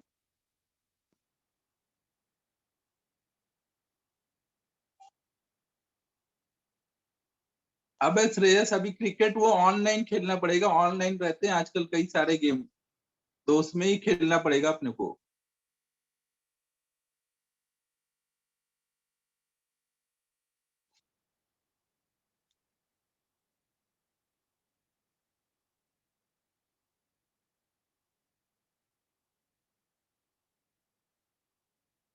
मैं भी लूडो वाले में ही पार्टिसिपेट करूंगा, चेस का तो ज्यादा भरोसा है नहीं, बट लूडो में मेरे को लगता है मैं जीत सकता हूँ।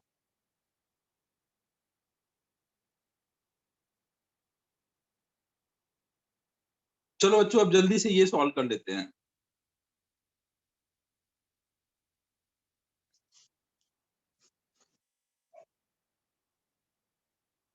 लूडो में भी गोल्ड होता है?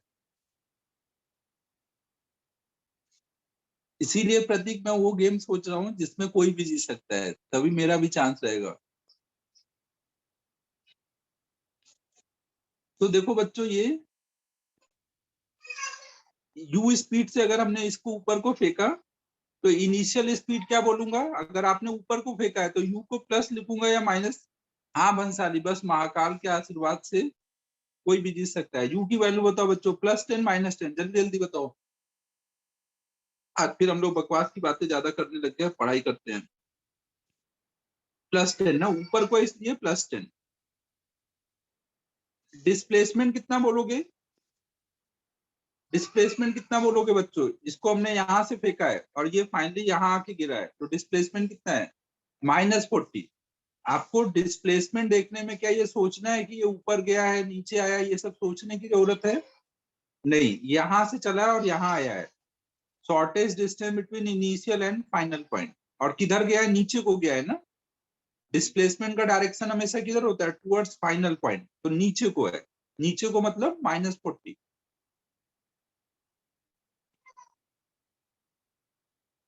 एक्सेलरेशन कितना बोलोगे? एक्सेलरेशन तो नीचे को ही होगा और जी की वैल्यू यहाँ 10 दी है, तो -10। और हमें टाइम निकालना है। तो अब दिख रहा है कि अगर हम ut + ½ AT² वाला रिलेशन यूज करें तो u y सब दिया हुआ है, बस t हमें चाहिए। तो अब इस वाले इक्वेशन में डाल देते हैं।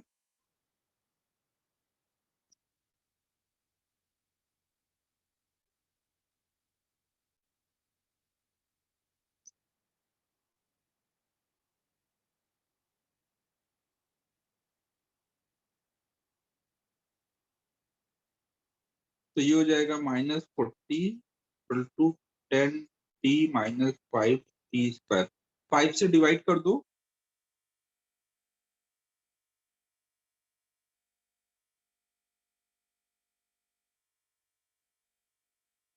क्वाड्रेटिक इक्वेशन शुरू हो गया बच्चों तुम लोगों का? शुरू हो गया है तो मैं डायरेक्ट रूट लिख दूं? शुरू नहीं हुआ है तो फिर सॉल्व करो। +4 और -2 दो आए होंगे ना? -2 आएगा ना, चेक कर दो एक बार। हाँ आएगा आएगा। तो टाइम माइनस नहीं हो सकता, तो ये वाला आंसर नहीं हो सकता। टाइम प्लस नहीं हो सकता, तो यही आंसर है। तो टाइम हमारा आ गया टोटल 4 सेकेंड।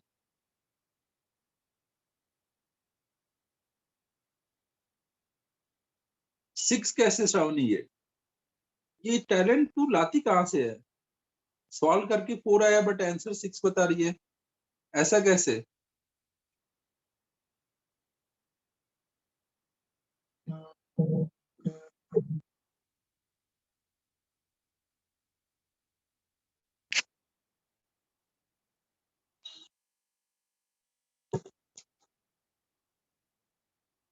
तो अब देखो ये क्वेश्चन सॉल्व करने के बाद लगेगा कि ये हुआ क्या। सर ने तो डायरेक्ट यहां से यहां तक का टाइम निकाला, ये ऊपर गया नीचे आया, ये टाइम तो सर ने कंसीडर ही नहीं किया। तो ऐसा नहीं है बच्चों, मैंने कंसीडर कर लिया, मैंने यू को +10 लिखा है। प्लस लिखने का मतलब मेरे लिए वो ऊपर गया है नीचे आया फिर यहाँ पहुंचा है। फिर भी अभी कुछ लोगों को अगर लगेगा कि थोड़ा अजीब है तो मैं ये क्वेश्चन फिर से सॉल्व करता हूँ जैसे वो चाह रहे थे उसी टाइप से। और अब देखते हैं कि ये पूरा टाइम कितना आता है। तो ऑनलाइन का फायदा उठाता हूँ, डायग्राम में कॉपी करता हूँ और इसी को आगे पेस्ट कर देता हूँ।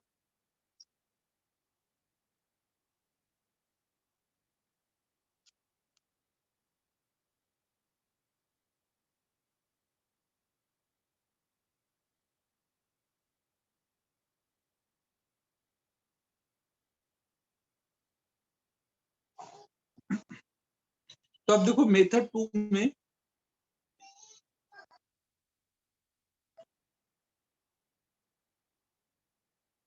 हाँ श्रावणी, ये तो है, बच्चों के साथ तो बहुत ज्यादती हो रही है। तुम लोग को बस ये फायदा है कि पीडीएफ मिल जाता है, बाद में आराम से लिख सकते हो। तो अब देखो अगर बच्चों हम इसको दो पार्ट में डिवाइड कर लें, ए से बी तक की जर्नी, बी से सी तक की जर्नी और सी से डी तक की जर्नी, और हम पूरा टाइम निकालें, ए से बी तक का टाइम, बी से सी तक का टाइम, फिर सी से डी तक का टाइम, तो देखते हैं कि ये पूरा टाइम कितना आता है। ए से बी तक का टाइम, बी पे पहुंचते पहुंचते वेलोसिटी कितनी हो गई है बच्चों? हाईएस्ट पॉइंट पे वेलोसिटी कितनी हो जाएगी? 0 ना। तो ऊपर जाने का टाइम निकालो ए से बी तक की जर्नी का। तो v equal to you plus 80। v 0 है, u कितना है, ऊपर को फेंका गया है ना, तो +10 है। a नीचे को है -10। तो ऊपर जाने में कितना टाइम लगा है? a से b तक का टाइम 1 सेकेंड है ना, ये टाइम हमारा 1 सेकेंड है। अब आपको पता है कि मोशन अंडर ग्रेविटी में जितना टाइम ऊपर जाने में लगता है उतना ही टाइम नीचे आने में लगता है। अगर यहां तक से ऊपर जाने का टाइम 1 सेकेंड है तो नीचे आने का टाइम भी कितना हो जाएगा? 1 सेकेंड हो जाएगा। सेकेंड ले लिया हमने।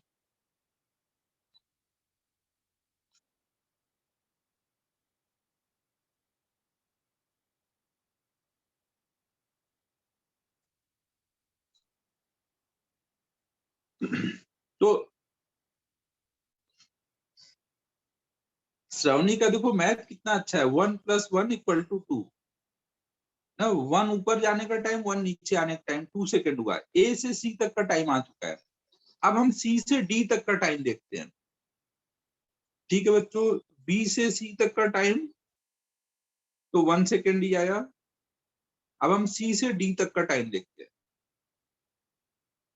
सी से डी तक में अगर आप देखोगे, अगर आपने देखो यहाँ पे ऊपर को 10 मीटर से फेंका है, तो जब सेम पॉइंट पे वो नीचे आ रहा होगा तो उसकी स्पीड कितनी हो चुकी होगी? यहां से अगर आपने ऊपर को फेंका है तो वापस से 10 हो जाती है ना। जिस पॉइंट से आप फेंकते हो वापस जब उसी पॉइंट पे आता है तो सेम स्पीड हो जाती है। लेकिन इस बार डायरेक्शन किधर हो चुका होगा? अबे भंसाली, कितनी बार बोला कि साइन हमारा फिक्स है ना, 10th वाला नॉलेज मत लगाओ। यहाँ नीचे आते आते उसकी फिर से स्पीड कितनी हो चुकी हुई है?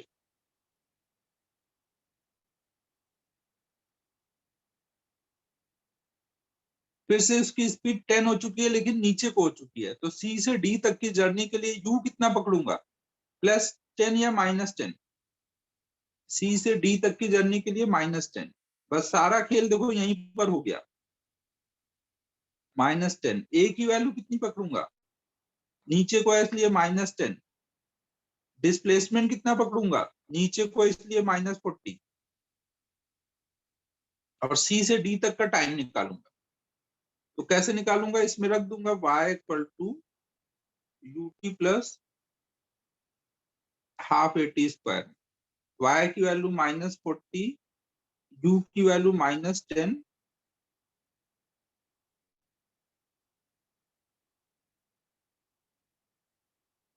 ना इसको ऐसे लिख लेंगे, 5 से डिवाइड कर दो।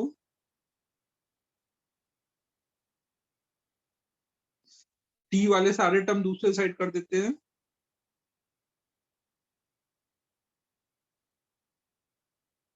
क्वाड्रेटिक को सॉल्व करोगे तो इस बार आपको आएगा +2 और -4। तो माइनस वाला तो आंसर हो ही नहीं सकता, ये आंसर है। तो सी से डी तक का टाइम कितना आया? 2 सेकेंड। ठीक है बच्चों, सी से डी तक का टाइम कितना आया? 2 सेकेंड।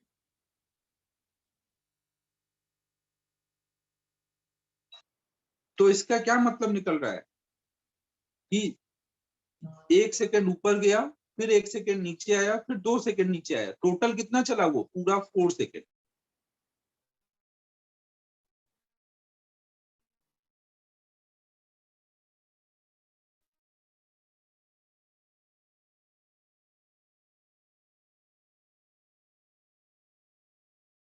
इसका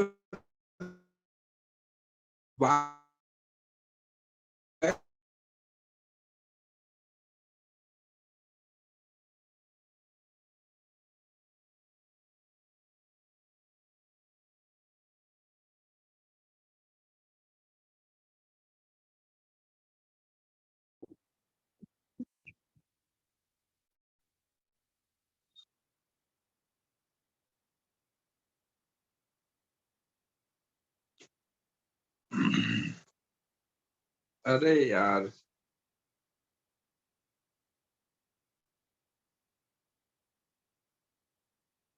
कहां तक मैं समझा पाया था?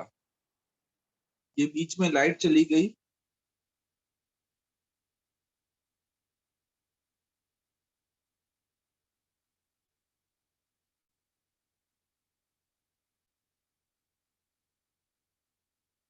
यार अब टावर के नीचे जाने का मन नहीं कर रहा है यार, यहीं पे पढ़ लेते हैं। अगर और एक बार हुआ तो जाऊंगा।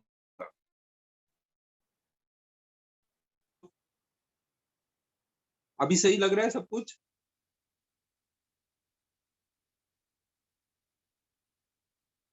अभी भी लैग आ रहा है? अरे यार अब कैसे लैग आ रहा है? ये तुम लोग मजे ले रहे हो यार। हाँ ये तो एक्चुअली सवनी वहाँ और ज्यादा बड़ी वाली क्लास है, फर्स्ट वाली नहीं, वहां पर नर्सरी वाली क्लास चल रही है।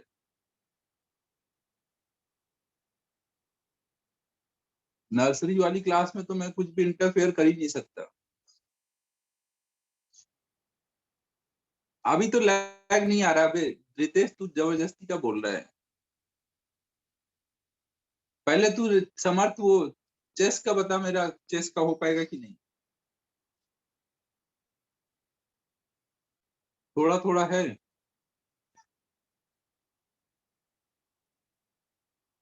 ठीक है बच्चों, फिर मैं ट्राई करता हूँ बड़ी क्लास को थोड़ा सा रिप्लेस करके इधर उधर डिस्प्लेस किया जाए।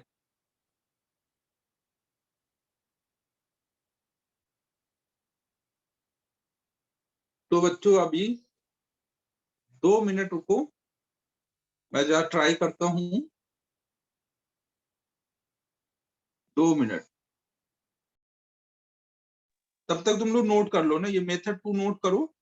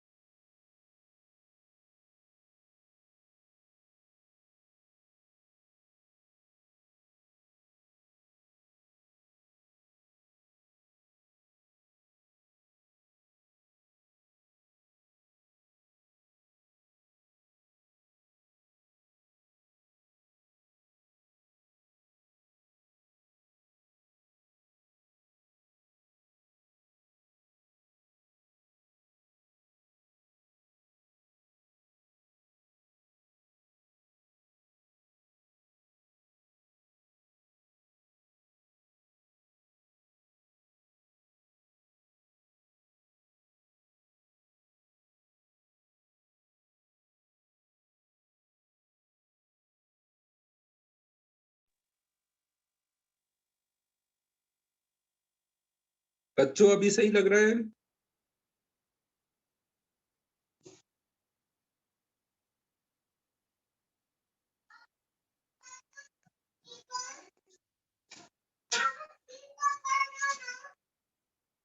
आप जाने दो, वहीं छोड़ दो।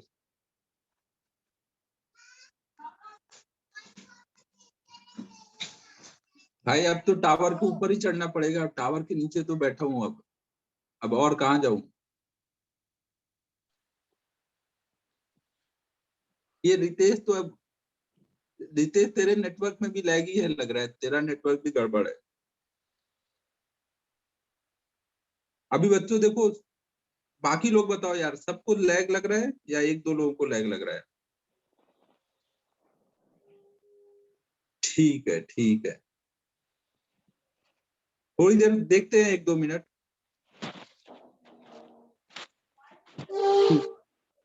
तो हम लोग देखो बच्चों अब ये समझ रहे थे कि देखो, ये ऊपर 1 सेकंड में जा रहा है, नीचे 1 सेकंड में आ रहा है, फिर नीचे ये 2 सेकंड में आ रहा है, तो ये जो पूरा टाइम है ये आप ऐसे पार्ट पार्ट में सॉल्व कर सकते हो, या फिर आप ये पूरी जो जर्नी है, इस पूरी जर्नी का स्टार्टिंग पॉइंट का वेलोसिटी लिखो, पूरी जर्नी का डिस्प्लेसमेंट लिखो, तो आप सीधे ऐसे निकाल सकते हो। समझो ना, यहाँ पे देखो आपने +10 लिया, तो प्लस का मतलब हुआ ना कि जर्नी में पहले ऊपर गया है फिर नीचे आया है, तो ये खुद ही कवर कर लेगा ना। ये जो फॉर्मूला है डिस्प्लेसमेंट, अगर इसमें डालोगे और यू को डालोगे सही से, ए को डालोगे, तो ये खुद ही सब कवर कर लेगा ऊपर जाके नीचे आने को। समझ आ रहा है बच्चों?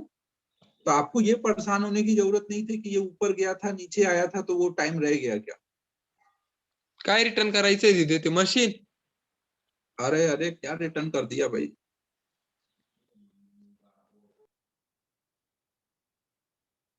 ये कौन था?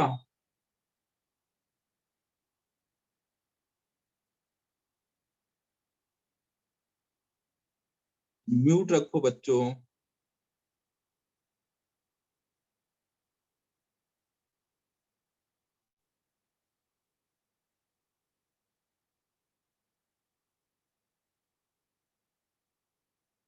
उपसर का मशीन।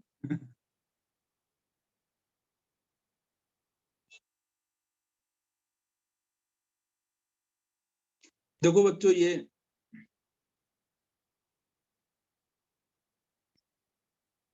ये समझ आए बच्चों? नोट हो गया है?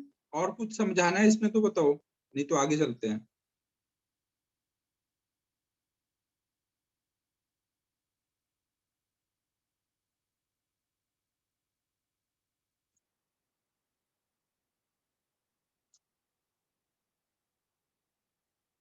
विनय यार, कॉमा लगा है नो और अंडरस्टूड के बीच में, या विदाउट कॉमा है नो अंडरस्टूड?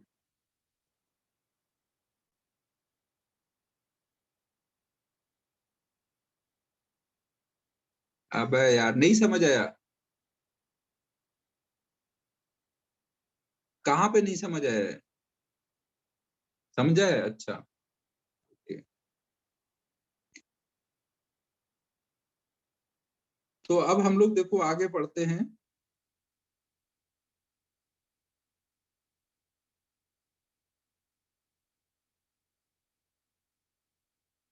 अरे देख, मैं वही पूछ रहा था, अगर कॉमा लगा है मतलब उसने दो चीजों का आंसर किया है। नो मतलब पहले वाले का, फिर अंडरस्टूड सेकंड क्वेश्चन का आंसर। नो अंडरस्टूड का मतलब अलग निकल रहा था, इसलिए मैं पूछ रहा था।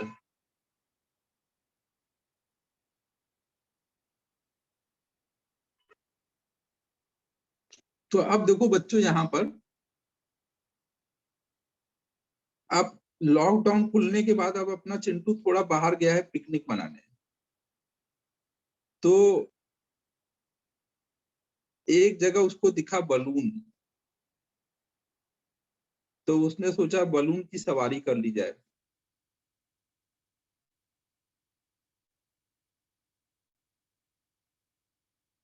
ओके यार, ये वाला मेरे को पता नहीं था कि ऑल क्लियर तुम लोग इस सेंस में लिख रहे हो। ठीक है, अब मैं आगे से ध्यान रखूंगा कि ऑल क्लियर लिखा तो इसका क्या मतलब है। तो अब देखो, अब ये अपना चिंटू क्या है, अब बलून के अंदर बैठा हुआ है। बलून के अंदर है ये, और ये बलून वाले ने बलून को ऊपर उड़ा दिया। ये चला ऊपर बलून, और ये ऊपर को उड़ना जो शुरू किया है, तो ये ऊपर को जा रहा है 10 मीटर पर सेकेंड से। तो जब ये बलून 4 सेकेंड ऊपर उड़ चुका है, 4 सेकेंड के बाद टाइम जीरो पे ये ऊपर जाना शुरू किया। 4 सेकेंड के बाद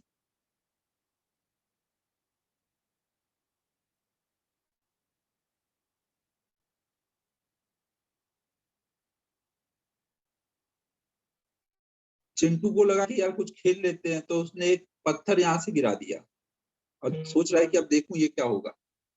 उसने ड्रॉप कर दिया पत्थर। तो आपको बताना है ये पत्थर कितनी देर बाद जमीन पे जाके टकराएगा। तो क्वेश्चन ये है, अ बलून इज, बलून की स्पेलिंग सही लिखी है ना? Moving upward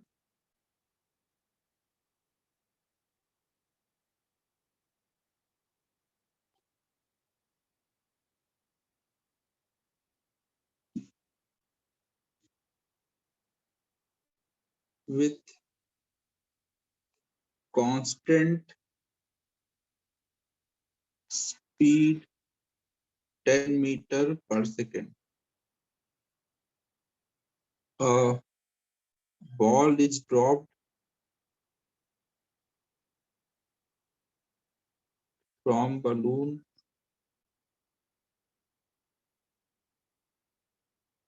after 4 seconds. Find time taken by ball to reach ground. G की वैल्यू 10 ले लेना. करो बच्चों ट्राई.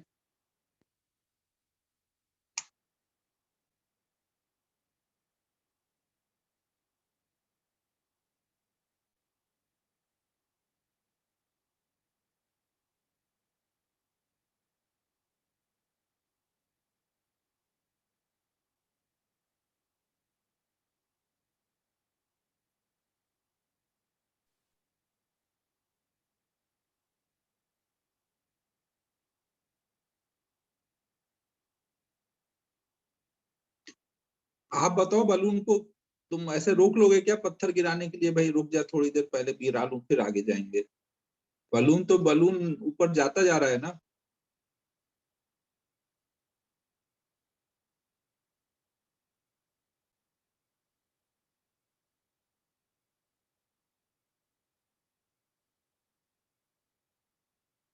बलून को देखो बोल दिया गया कि moving upward with constant speed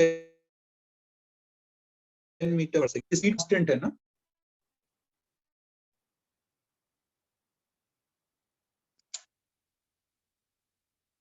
lag आते ही आधे बच्चे तो भाग भी गए. फिर से लैग.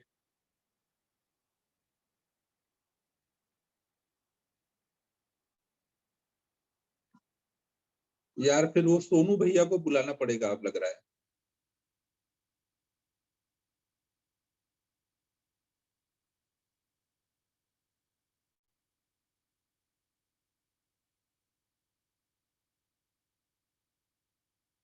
बच्चों अब 10 मिनट की क्लास और बची है. 10 मिनट और पढ़ लो फिर सोनू भैया को बुलाता हूँ.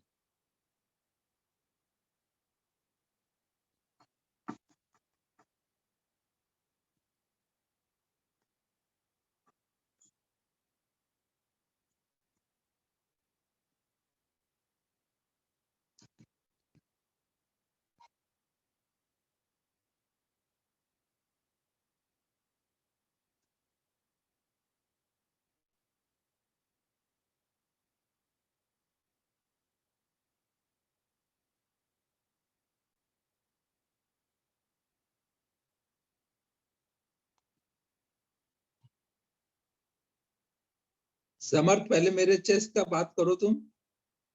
अगर मुझे खिलाओगे तो मैं टाइम चेंज करूंगा.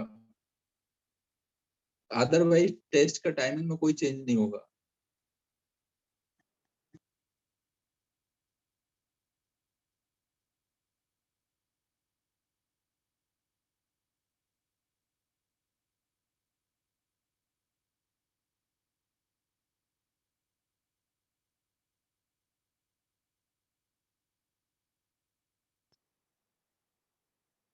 जो हर वीक में रहता है वही टाइमिंग रहेगा.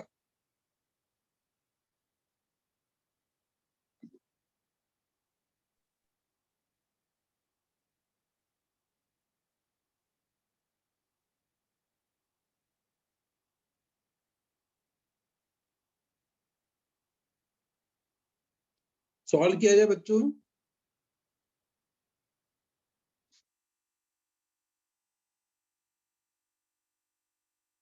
डायरेक्ट मैसेज का कोई रिप्लाई का एक्सपेक्टेशन न रखा जाए. चलो अब इसको सॉल्व करते हैं.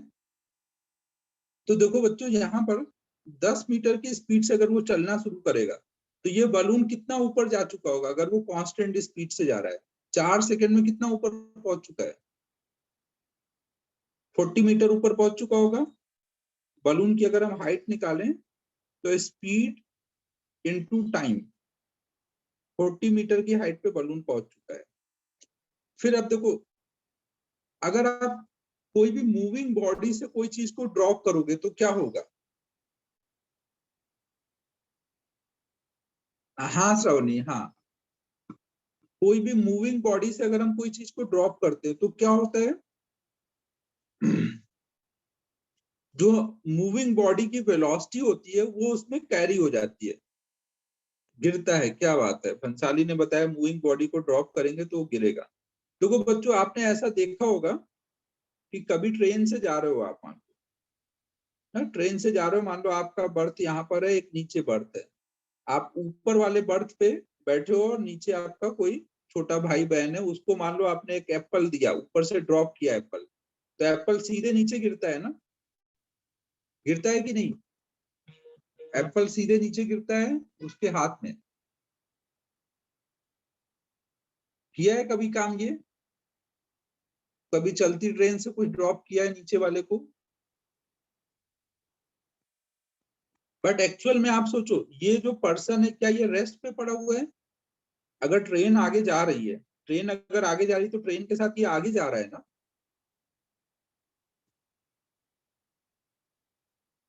ठीक है, संतरा ही गिरा देते हैं फिर, सेब नहीं संतरा गिरा लेते हैं, लेकिन गिरा देते हैं। अब मान लो ये अगर आगे को ट्रेन जा रही है तो मतलब ये बर्थ भी तो आगे को जा रही होगी, तो क्या यहाँ पे केवल ये एप्पल नीचे आया है? अगर ये पर्सन आगे गया है तो एप्पल को भी तो आगे जाना पड़ेगा। तो एक्चुअल में देखो क्या होता है, ट्रेन अगर आगे जा रही तो ये पर्सन भी आगे जा रहा है, ये पर्सन भी आगे जा रहा है, तो जब आप एप्पल छोड़ते हो तो वो भी आगे जाता है, और साथ में छोड़ दिया तो नीचे भी गिरता है, तो एप्पल एक्चुअल में ऐसे आ रहा है, लेकिन ये साथ साथ ये भी आगे बढ़ता जा रहा है ना, ये बर्थ आगे आती जा रही है, तो हर टाइम पे इसको क्या लगेगा कि ये मेरे सर के ऊपर है, जब एप्पल गिरेगा तो बर्थ यहाँ आ चुकी होगी ना, ये जो पर्सन बैठा होगा वो यहाँ आ चुका होगा। कुछ समझ आया बच्चों में क्या बोल रहा हूँ? हमें ट्रेन के अंदर से लगता है सीधे नीचे आ रही है, बट एक्चुअल में एप्पल ऐसे आती है, आप आगे आ रहे हो तो हमेशा आपके सर के ऊपर रहती है, तो आपको लगता है सीधे नीचे आया है। जो बाहर खड़ा होगा कोई, अगर अगर आप कोई बाहर खड़ा होकर देख रहा होगा तो उसको लगेगा कि ये आगे बढ़ा और एप्पल ऐसे आके गिरा ना, बाहर से आप देखोगे तो ऐसा दिखेगा कि ये एप्पल छोड़ा, ये आगे आ रहा है, एप्पल ऐसे आ रहा है और गिर गया। समझ आ रहा है बच्चों? डायग्राम इमेजिन हो पा रहा है? ये लगातार आगे आ रहा है और एप्पल भी ऐसे आगे, हमेशा उसके सर के ऊपर एप्पल रहेगा।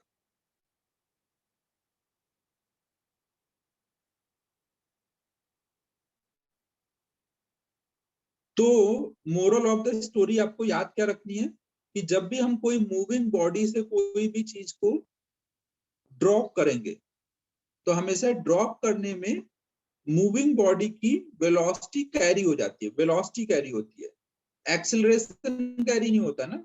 ये गिर रहा है अंडर ग्रेविटी, तो एक्सेलरेशन तो ग्रेविटी का ही रहेगा, बस इनिशियल वेलोसिटी इसमें भी आ जाएगी। तो आपको ये लाइन नोट कर लेनी है ना, if we drop anything from a moving body,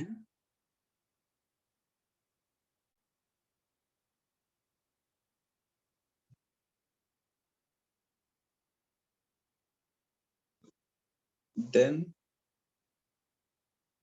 velocity of moving body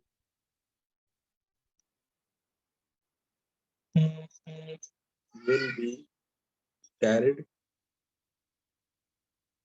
to dropped body ना। और ये ध्यान रखना है कि कभी भी एक्सेलरेशन कैरी नहीं होता, acceleration will not be carried।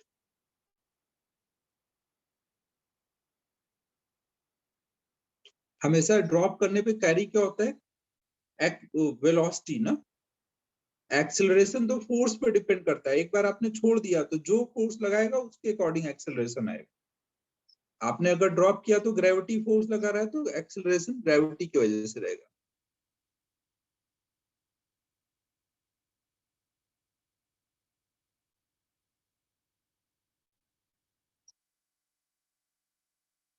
ठीक है बच्चों, यहां तक का पॉइंट सबको क्लियर है?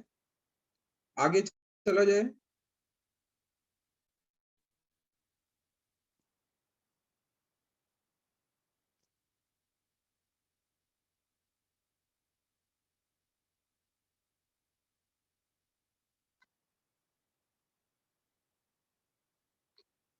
अभी 3 मिनट है श्रावणी, 3 मिनट में ये क्वेश्चन मैं सॉल्व कर दूंगा।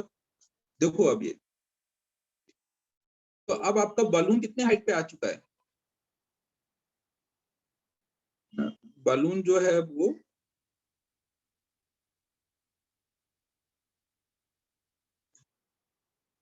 यहां से आपने छोड़ा, ग्राउंड से बलून जो है हमारा 40 मीटर की हाइट पे आ चुका है। और जब आपने ड्रॉप किया तो बलून की स्पीड तो हमेशा 10 थी ना, बलून कांस्टेंट स्पीड से जा रहा था। तो जब मैं ड्रॉप करूंगा तो इसमें भी कितनी वेलोसिटी आएगी शुरू में? अगर ये ऊपर को 10 से जा रहा है तो इसमें भी कितनी वेलोसिटी आएगी? 10 आएगी। और वो किधर को होगी, ऊपर को होगी नीचे को होगी? ड्रॉप करते ही जो वेलोसिटी आएगी वो 10 किधर को होगी? यहाँ पे बताओ, यहाँ पे जब आपका ट्रेन आगे जा रहा था और आपने एप्पल ड्रॉप किया तो ये जो बी कैरी हुआ वो आगे को हुआ पीछे को हुआ?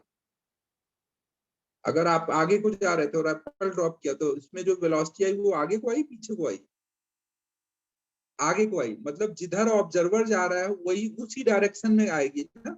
वेलोसिटी बोला है मैंने, ध्यान रखो, स्पीड नहीं। वेलोसिटी में क्या होता है, मैग्नीट्यूड और डायरेक्शन दोनों कैरी होगा। अगर ये इधर को जा रहा है तो इधर इसमें भी डायरेक्शन भी कैरी होगा और मैग्नीट्यूड भी कैरी होगा। वेलोसिटी मतलब कुछ मैग्नीट्यूड और डायरेक्शन। तो यहाँ पे अगर ऑब्जर्वर अभी ऊपर जा रहा है और ये ड्रॉप करेगा तो इसमें वेलोसिटी इनिशियल किधर को आएगी? इनिशियल वेलोसिटी बच्चों किधर को आएगी?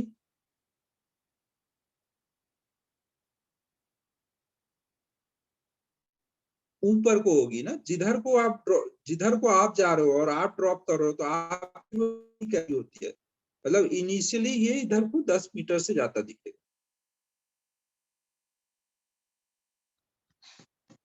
ठीक है, तो अब आपका क्वेश्चन क्या है कि एक पत्थर को आपने 10 मीटर पर सेकंड से 40 मीटर की हाइट पे फेंक दिया है। एक बार ये बलून से बाहर आ गया, फिर इसका बलून से कोई रिलेशन नहीं, अब ये अंडर ग्रेविटी गिरेगा। तो अब ये देखो ऐसे गिर रहा होगा, ये ऊपर जाएगा फिर ऐसे नीचे गिरेगा। लेकिन अगर बलून से देखोगे तो बलून को हमेशा क्या लगेगा, बलून तो ऊपर जा रहा होगा। बलून ऊपर जा रहा होगा, इसकी स्पीड कम होने लगेगी तो बलून को ये लगेगा कि ये नीचे जा रहा है। ये मैं अभी रिलेटिव पढ़ाऊंगा ना तो बलून को क्या दिखेगा तब समझाऊंगा। अभी आगे हम लोग रिलेटिव वेलोसिटी पढ़ेंगे। अभी ग्राउंड से क्या दिख रहा है, ग्राउंड से क्या दिख रहा है, ये शुरू में 10 से चला है तो ऊपर जाएगा फिर लौट के नीचे आएगा। ठीक है, ये बात सबको समझ आ चुकी है? अभी भी दिक्कत परेशानी है कोई? एक चीज का आंसर देना, दोनों एक साथ बोल दिया मैंने। सबको समझ आ गया है ये बात? 40 मीटर की हाइट से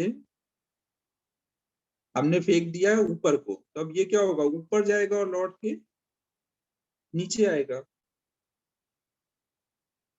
अब इसके आगे का क्वेश्चन तो मैंने आपको पहले ही सॉल्व करा दिया था।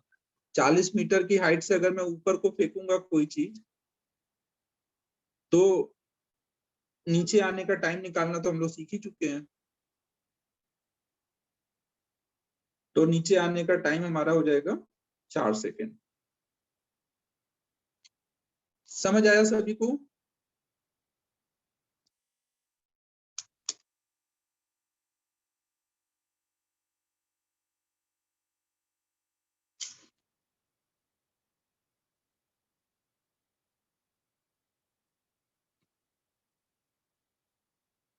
अब होमवर्क दे देता हूं, फिर उसके बाद बाय बाय।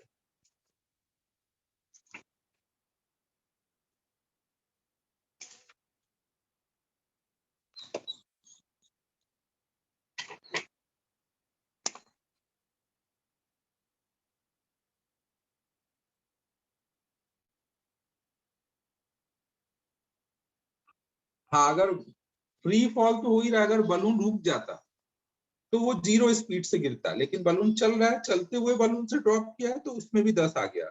बलून रुका रहता तो वो भी रुका हुए वेलोसिटी से 0 से गिरता। होमवर्क में एक्सरसाइज 1 क्वेश्चन नंबर 9, 10,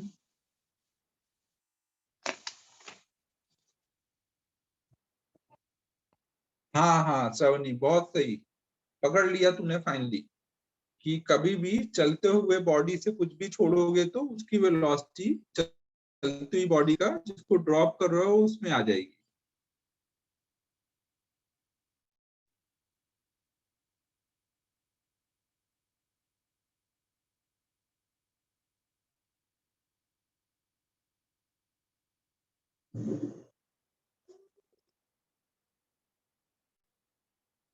ठीक है बच्चों, इतने कर लो, ज्यादा नहीं है होमवर्क आज।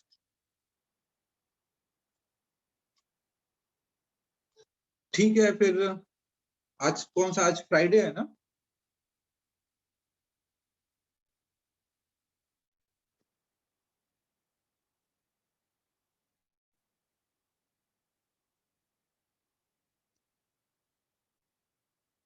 ठीक है बच्चों, फिर क्लोज करता हूँ, बाय बाय।